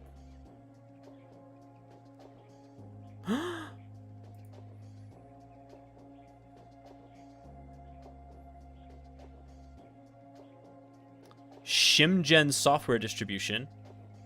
What in the world is that?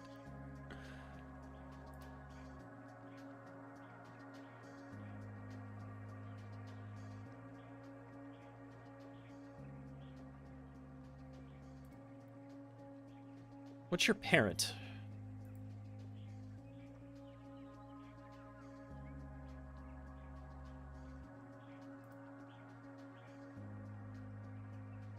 App launch. Interesting.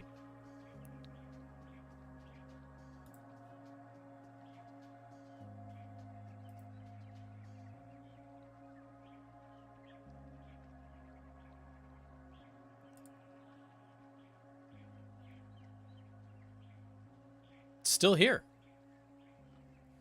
And, okay, again, Edge launched, but it launched in this really interesting way. Brave Traveler, thank you so much for the follow. Where we're looking at type renderer. This is the renderer. We don't care about that. Shimgen is a chocolate thing. Is it?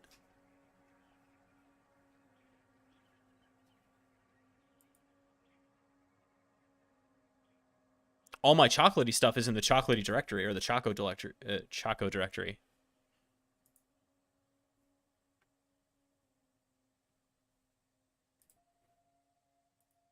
Oh, maybe it is.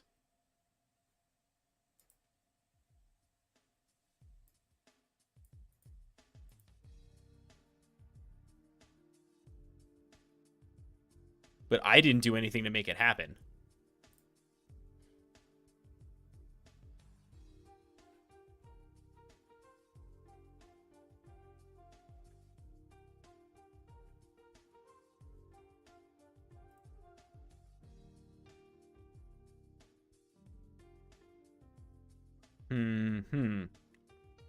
Okay.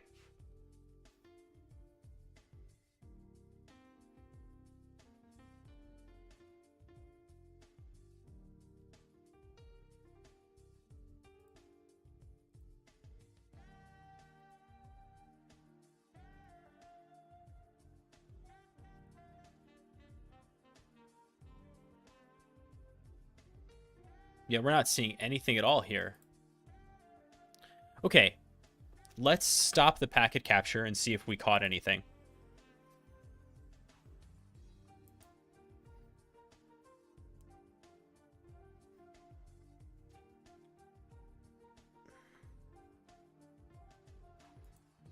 Chocolatey uses a tool called shimgen that inspects an executable and creates a small binary known as shim.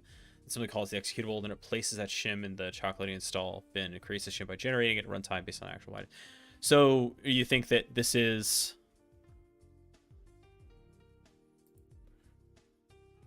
some automatic thing the Chocolate's doing. Maybe. It does seem unrelated to everything else we saw. Let's stop Piatimon, and that creates an ETL.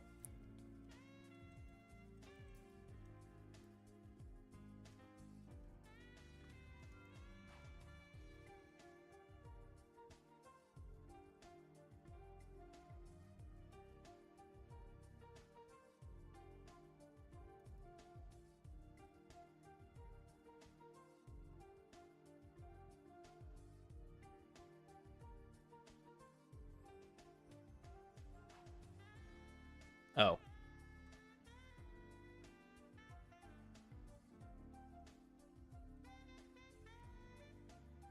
There we go. ETL2 PCAP will take the ETL file that Packetmon creates and turn it into a proper PCAP file for us, a PCAP NG, I should say, for us to analyze, which it has done.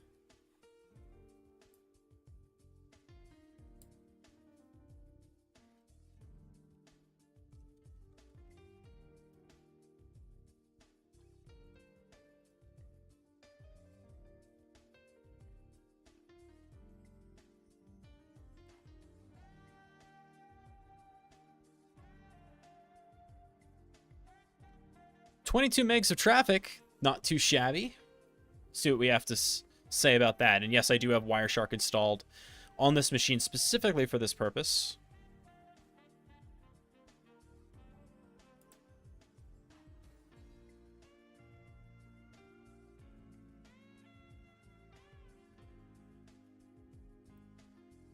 Now, a good chunk of this is probably going to be TLS, but you never know. Okay, let's go to our statistics and go to our conversations.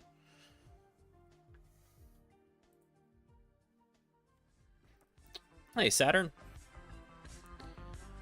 Quad 8. 10.1.99.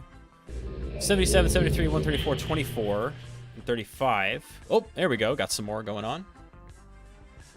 Ghost11411, thank you for that follow. Dig you.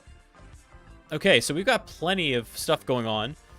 Now, obviously, we can disposition some of these IPs. I'm seeing some Microsoft, of course.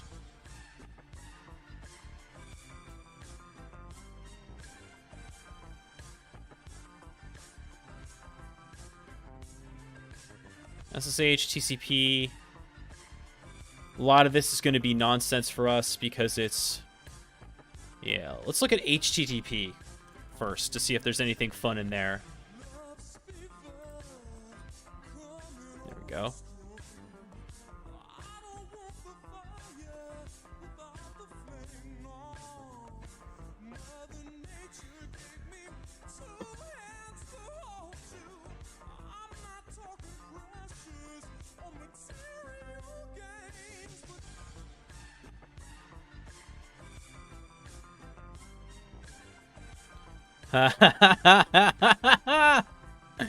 Oh, good. Okay.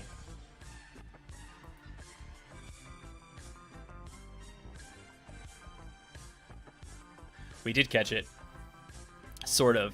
It did say that packet size was limited during capture, which is something you can turn on or off, but I think we might have a destination here at least.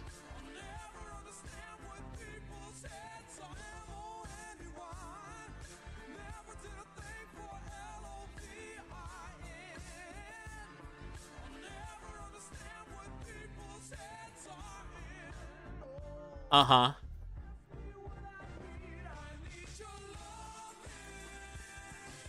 There it is. What you're looking at, friends, is data encoded. A lot of this is our own data, but our browser history is being uploaded to this server, this destination, right? 83.217.11.6.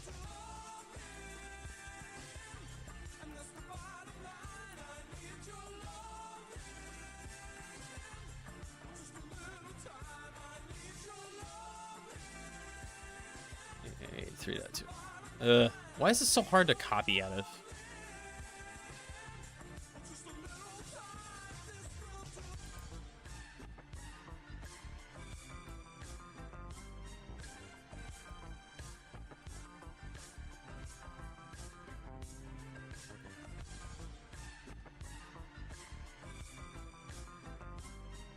There we go. Let's go check. First, we'll check VT.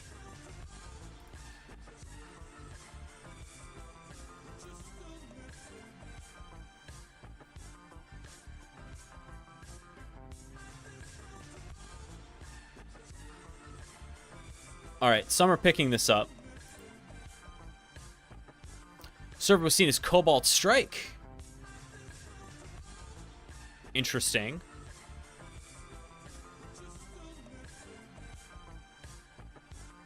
Now, I don't believe that's what we're seeing.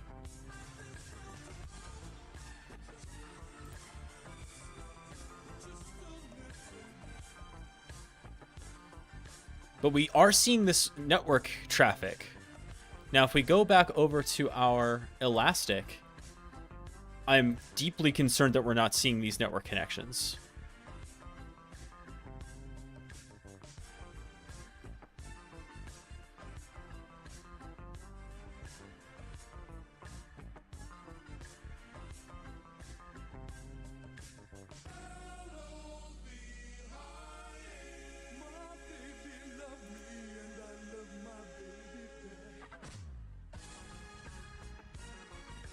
Let's see. Event.code is one of... Let's look for just our network stuff. So that's going to be 22 for DNS queries and 3 for network connections. And if Sysmon doesn't have it here, yeah, that's messed up because we know that we have them.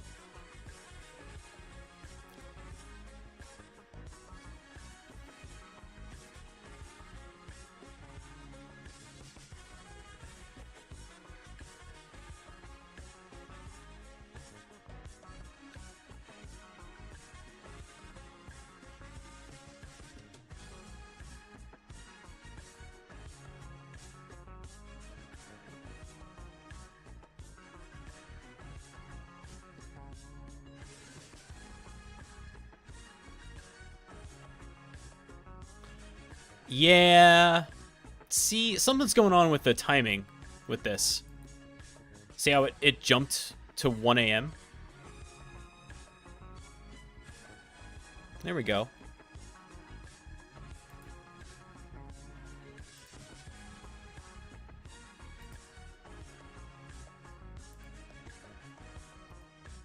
Let's see what we got.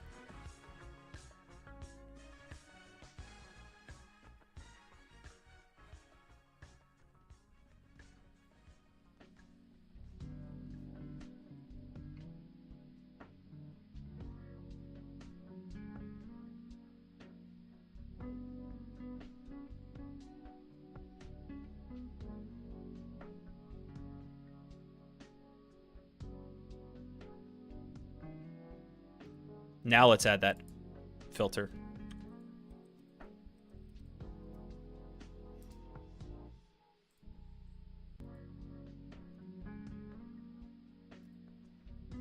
See how it pops up? We definitely have the data here.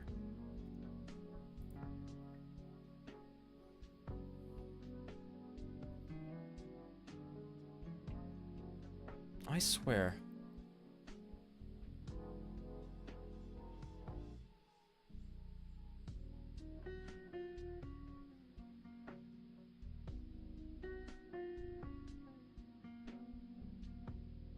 This is old stuff, actually. I think this is when we were first setting things up.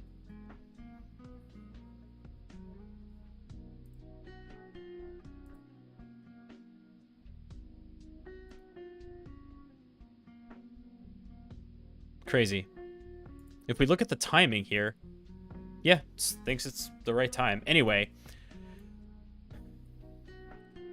luckily we caught DNS queries in the packet capture. That's why I do this. So that I have multiple sources of data.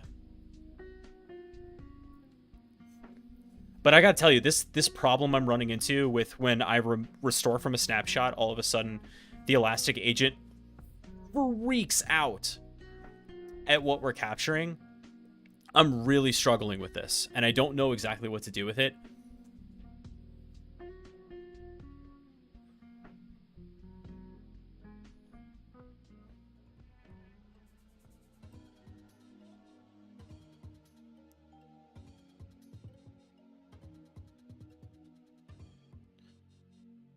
Okay, it's looking a lot like they didn't use DNS at all. It was raw HTTP.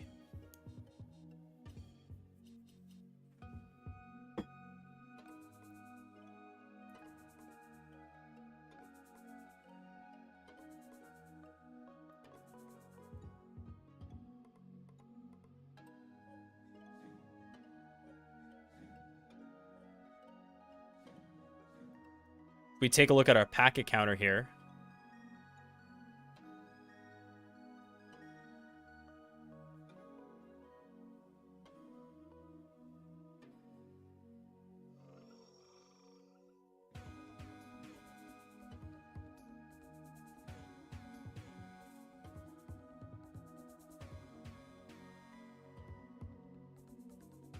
Interesting that we're not seeing post. We know that there are post packets in here.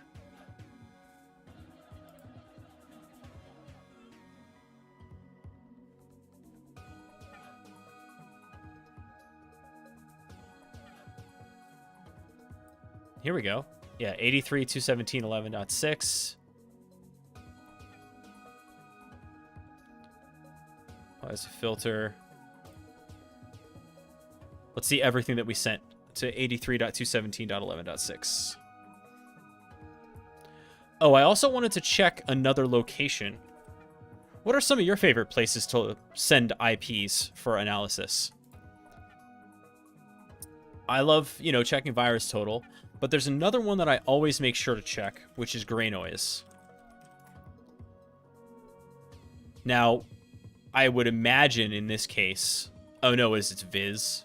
It's Viz, yeah. That we're not going to see it here because we know that it's doing something. What gray noise does usually is it tells us, it tells us about normal scanners, which isn't really the point here. Yeah, exactly. That's what I was just saying. I'd rather say hits on C2 calls because you already know that it's legit. I don't think it's Cobalt Strike that we're seeing, though, even though that's what Durbra is saying.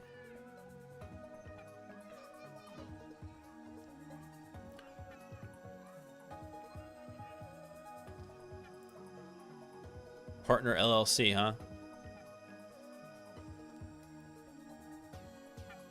Abuse IPDB. It's straight up Russian? Ah, you're not even trying. Come on. At least proxy through the Netherlands like any other self-respecting Russian malware actor. What are we doing here?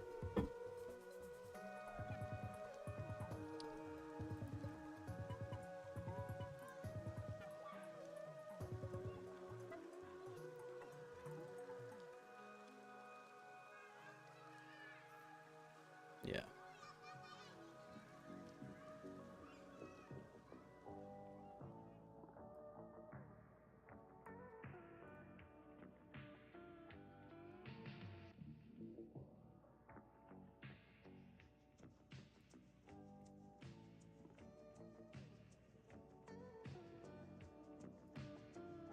Yeah, here's the thing, Henry. I mean, that's a good one. This is not C2.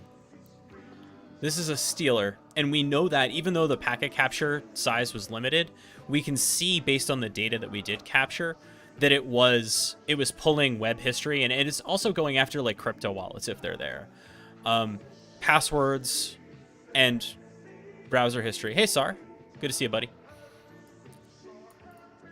Yeah. It's uploading this thing called file. And it's just plain text. And tabularizing what we're doing. Okay. Cool.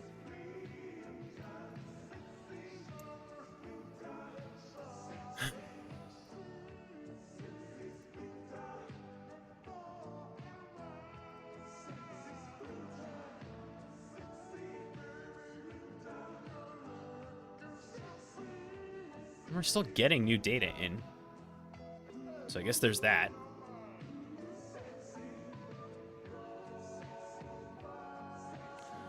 All right. What do you say we run that other sample and then call it a night?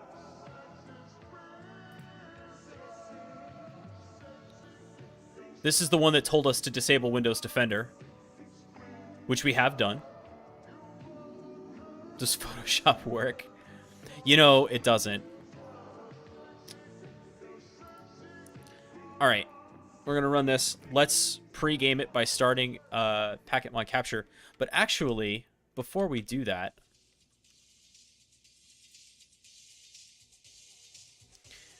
if someone wanted to get started in security like this, I'm a web dev. I was a web dev too. What's a good primer for this topic? So I will say that if you are interested in malware analysis, then the practical malware analysis and triage course from TCM Security, done by my friend and business partner Husky Hacks, is the best around. It just is the best around. This is from VX or a honeypot. Neither, Henry. I went out looking for this. So tonight's whole exercise was behaving like a super naive user, trying to get malware onto the system. And indeed, we found some by looking for cracked versions of Photoshop. That is how we landed on these. As someone that works in IR, I literally never get the opportunity to capture a live host with PCAPs or sysinternals. Okay, so I work in IR, and I do, and I'm going to tell you how we get them. I'm a little slow. Can you repeat the course name? You bet. Somebody, I'm sure, in chat is going to give you the link directly to the course in a moment. But it is from TCM Security, Practical Malware Analysis and Triage, or PMAT.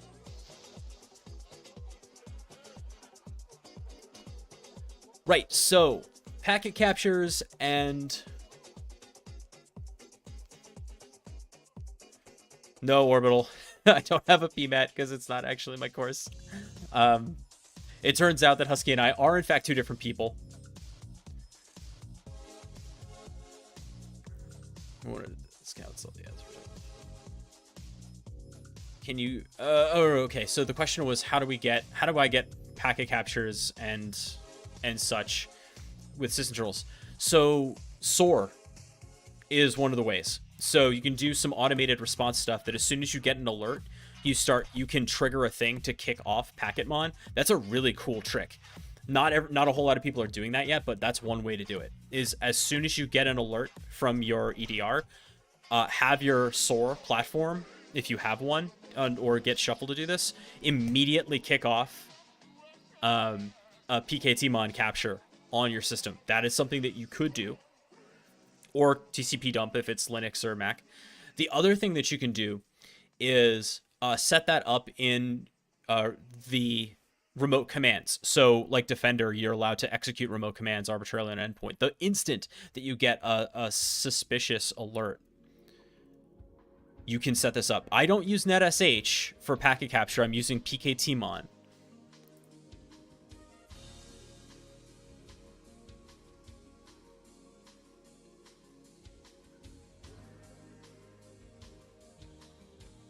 So I want to make sure that I capture at a full size.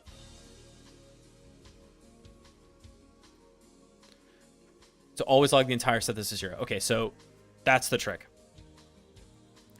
So we're going to do packet size.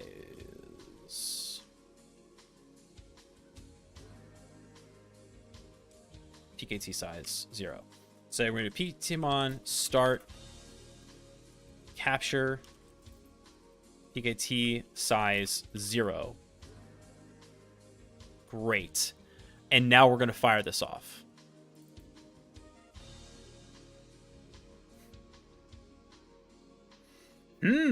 Wonder what's happening now. Let's go to Elk and see.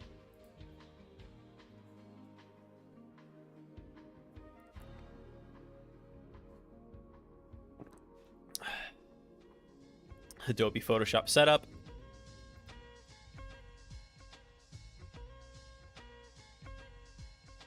Now, if you're interested, Talon, as a web dev, if you're interested in web app hacking, turning that dev experience into a security career, I have a course called Practical Web App Security and Testing.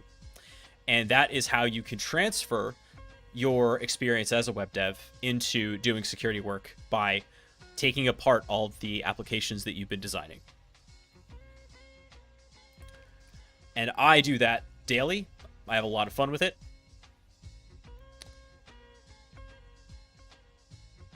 Okay, mostly registry stuff so far.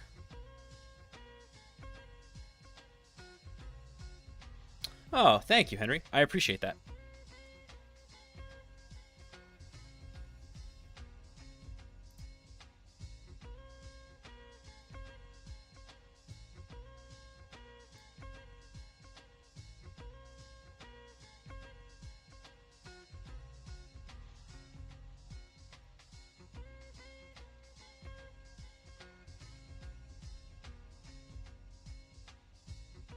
Still just registry stuff. I'm not seeing any new information come in from this setup.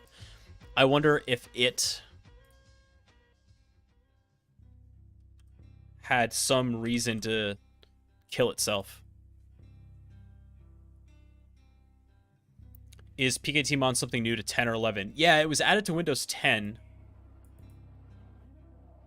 a couple of years ago.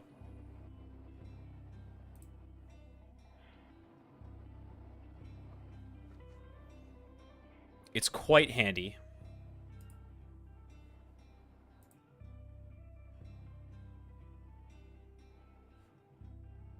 So it sees the MMC. So it saw us launch the event viewer, and it didn't see the 13s. So it saw the registry. That's telling me that nothing actually happened when we fired off that.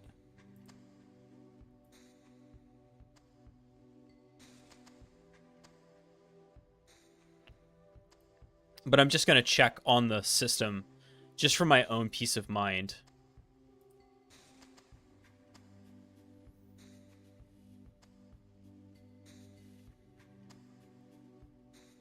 Yeah, see?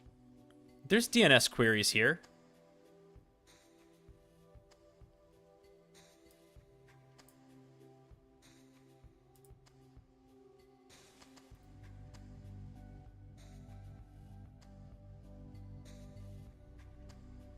They're not particularly interesting, but they're there. There's MMC. Oh, there you go. There's your process terminated. Setup. That died fast. Within a second. There must have been something in there that it didn't like what we were doing. Maybe a sandbox check? I mean, maybe. But I'll tell you what. This whole lab is designed to not look like a sandbox, right? Yes, it's a virtual machine. But that's about it. It has more than one core. It has plenty of RAM. It's a whole real thing. So maybe it is looking to see if it's virtualized. That's possible. It's small enough that we can take a look at it. Look at this file description. Yeah, let's look at this with Cutter, and then we'll call it a night.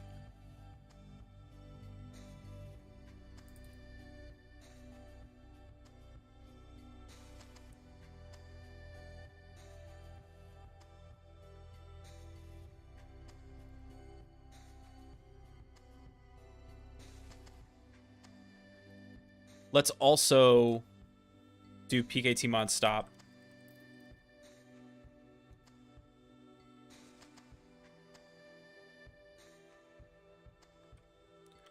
And then we'll do PKTmon ETL to PCAP.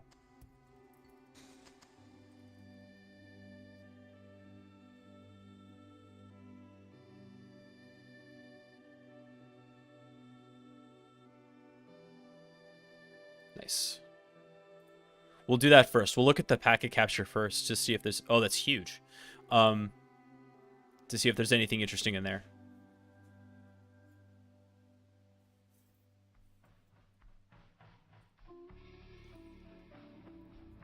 We see a file creation log. That's what we were looking for. There were none. No sysmon event ID 11s.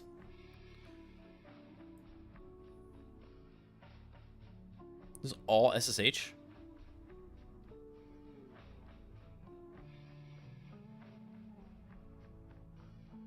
Useless. Ooh. Let's go to conversations.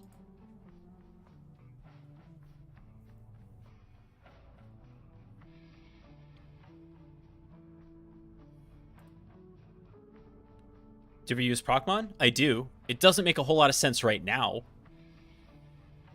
but sometimes.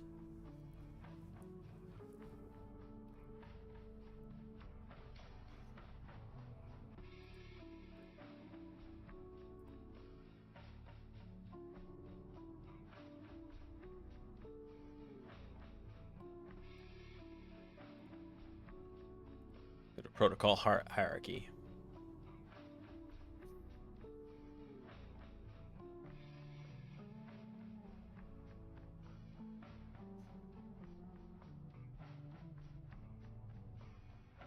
So some DNS, and then some, but not a lot of HTTP. Let's look for all the DNS that it picked up first. I'm a huge fan of looking at DNS logs. I think they're more revealing than most people know.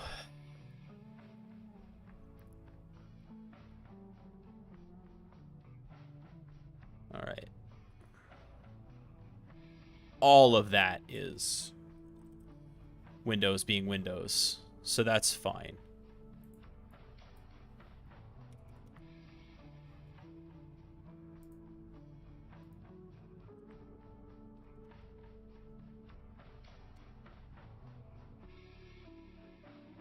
The reason I don't use Procmon that often is because I am capturing data in a logging platform, right? In Elastic that allows me to look at the same sort of information at a different level.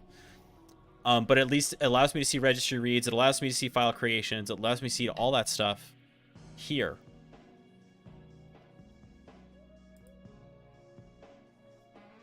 Milady Love Bomb. How do you know those aren't fake Windows logs?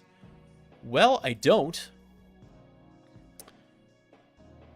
But that's what the static analysis is going to be for. To see if there's anything that would suggest that it would be doing something like that. Now, we actually do have an HTTP request to this 192 address. And it looks pretty gnarly. So we're going to take a look at this and see what its whole deal is. This might have been the second stage.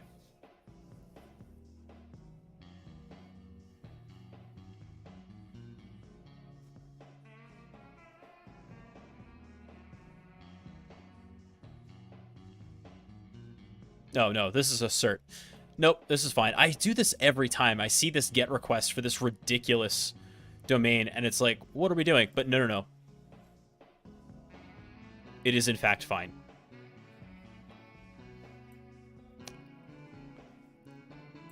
That's certificate stapling. That's fine. Okay, yeah, Cutter, what do you have to tell us?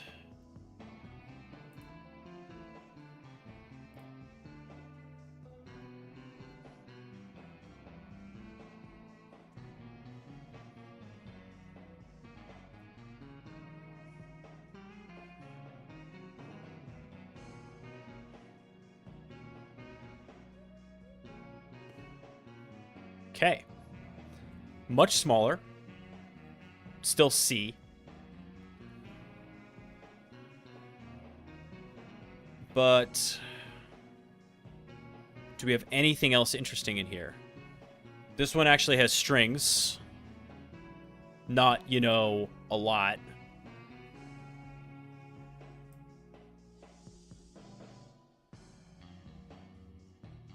Normal stuff.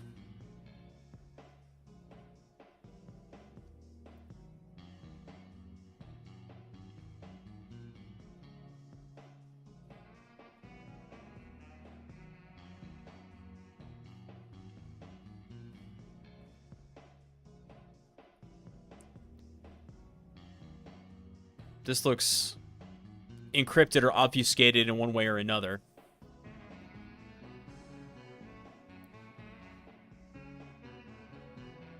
Yeah, then just garbage down here. We'll look for HTTP in here, but we're not going to find anything. We're going to find certificate stapling. Yeah.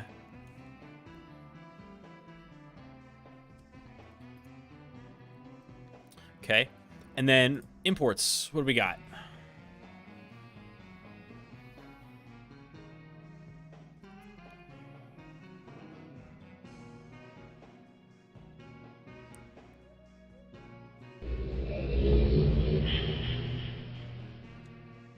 Proc address. Get current thread ID. Get command line. It's just meant to be run from the command line, huh?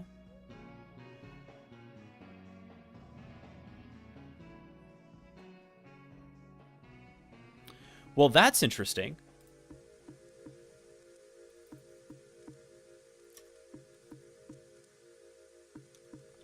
Perhaps it was expecting a command line interface and it didn't get one.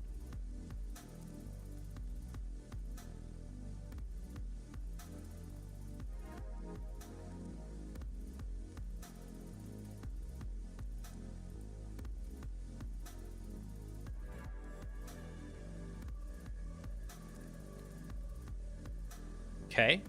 There's setup.exe kicking off again. And there's the 5. That's process terminated. So it didn't live long enough. We hardly knew ye. Yeah.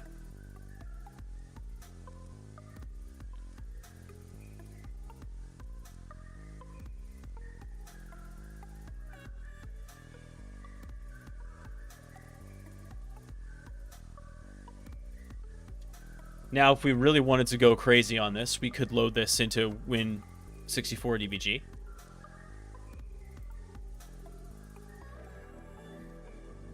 Which I'll admit is at the edge of my, debugging capabilities.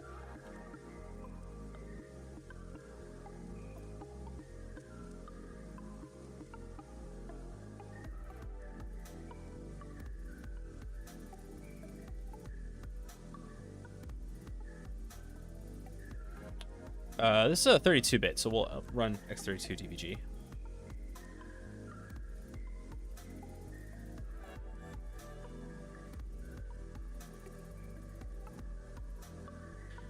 It may have debug breakers as well, but we'll give it a shot. Okay. I know it's so tiny.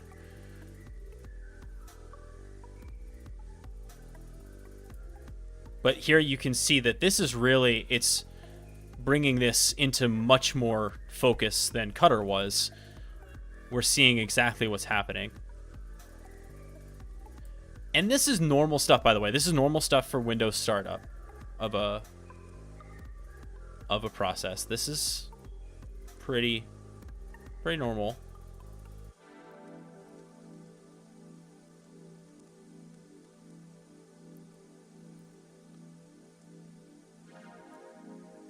Okay.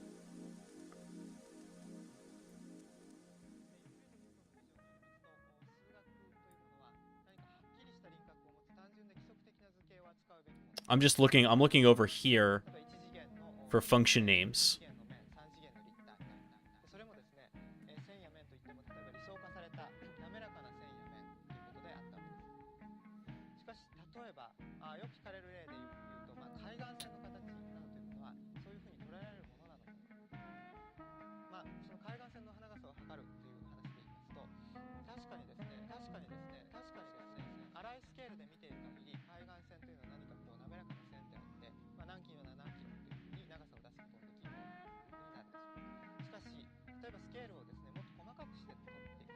Where do we end here?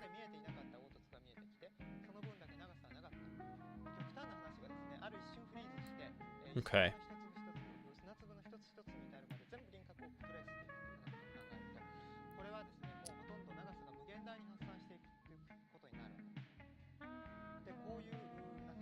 Would installing a VDI agent trick the malware to thinking it wasn't a sandbox? I doubt it very much.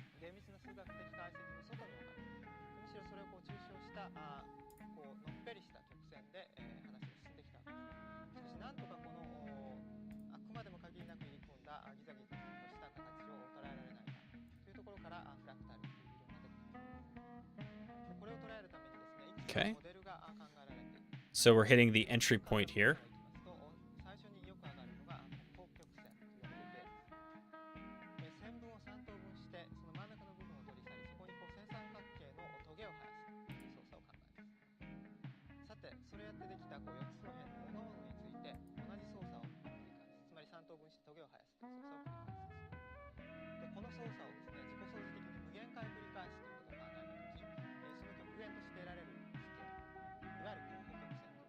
So that just died.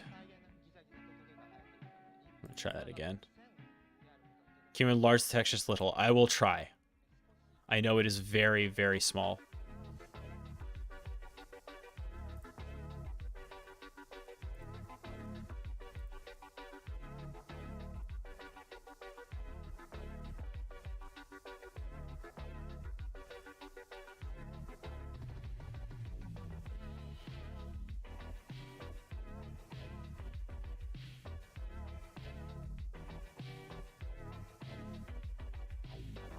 Better?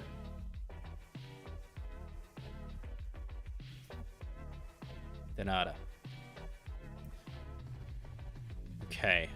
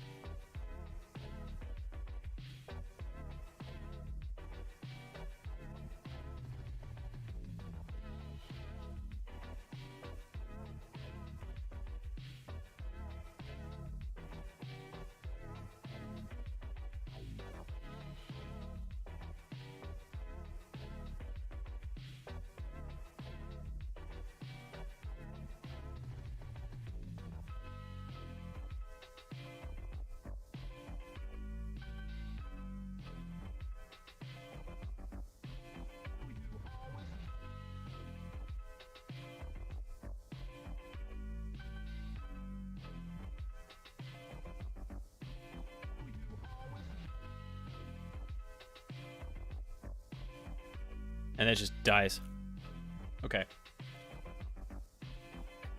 Again, this is kind of at the edge of my debugging capability. I have some more to learn here. But I'll toss it at one more tool. Since we mentioned it earlier in the stream, which is Ghidra.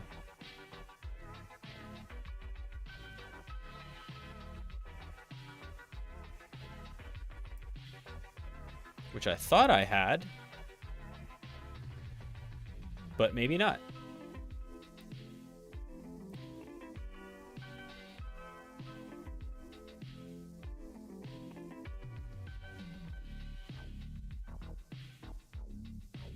Yeah, I did. Wasn't crazy. Oh, but the JDK doesn't get installed. That's important to know.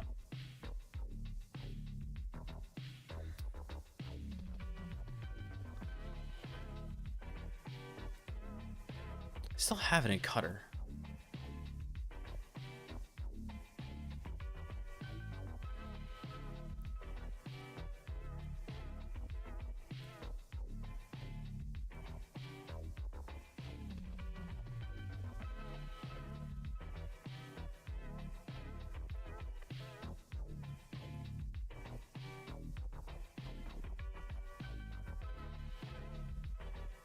So theoretically, Cutter can do some debugging.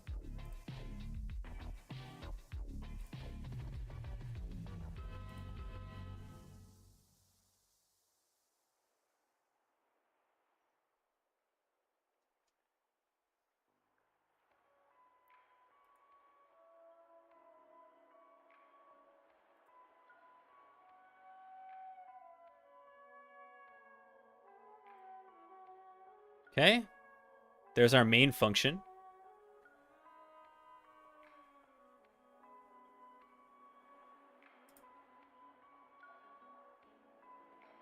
Here's our stack. Ooh.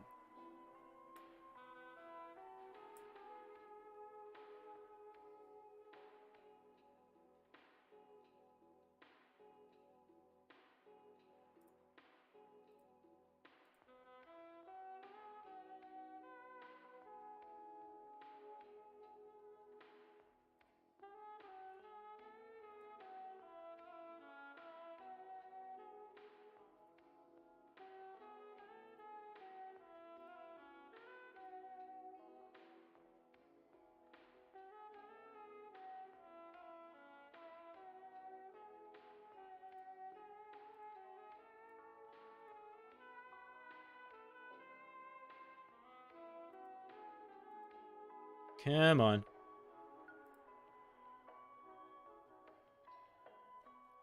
Okay, so that popped the console. So now we're here.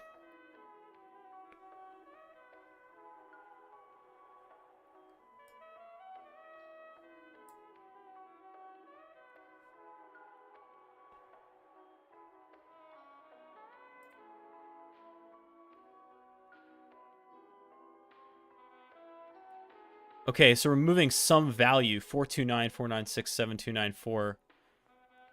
The base pointer.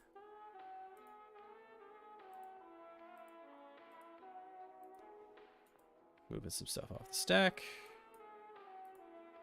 Okay.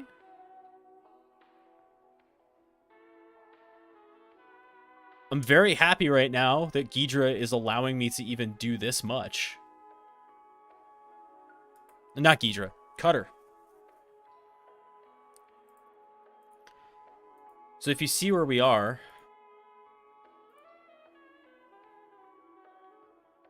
that was a Freudian slip. I guess I don't. So here's the thing: Ghidra doesn't have a debugging capability. Like, it does theoretically. You can connect Ghidra to a debugging server that can do stuff, but it doesn't have a built-in debugger.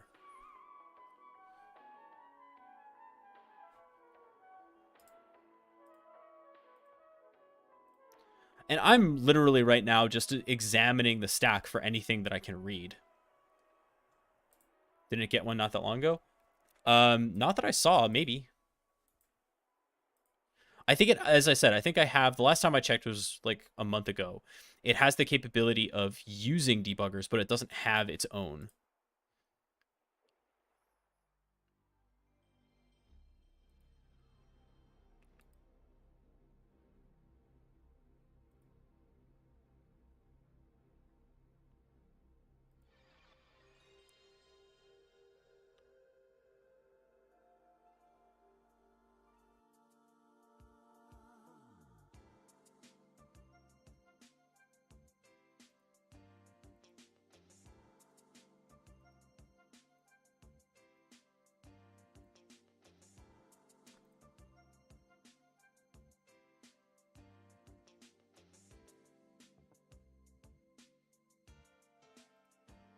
All the cool kids are moving to Binary Ninja. I guess.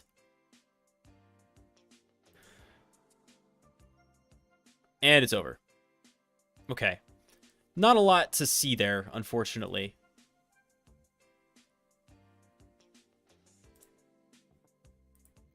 But that's okay. We definitely found a raccoon stealer, and we found a specific IP address for tonight. So at least there's something. We have something to show for our labors. 83.217 11.6, no longer a Cobalt Strike IP address, now being used for what I believe to be Raccoon Stealer, based on the DLLs that it was downloading. So take that, add it to your IOC lists, have fun with it. I think I'm going to call it a night here. We've been hunting malware for some time now. Going to roll this back to clean. Confounding our elk stack. And let's see what's going on tonight. If you don't know about the hack list, there's quite a few streamers. Oh, well, a bunch of folks are on.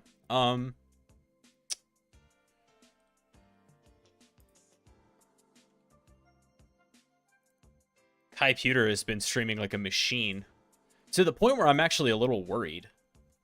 Like that's too much streaming for one person, for what I've seen. But I know that they're sort of SAR's protege, so we will give them a raid. And I am out of here. I will be back on Saturday doing, I have honestly no idea what, but it'll be fun, I'm sure. So until next time, friends, hope you learned something. I know I did. Be good to yourselves, be good to each other, and happy hacking. I will see you next time.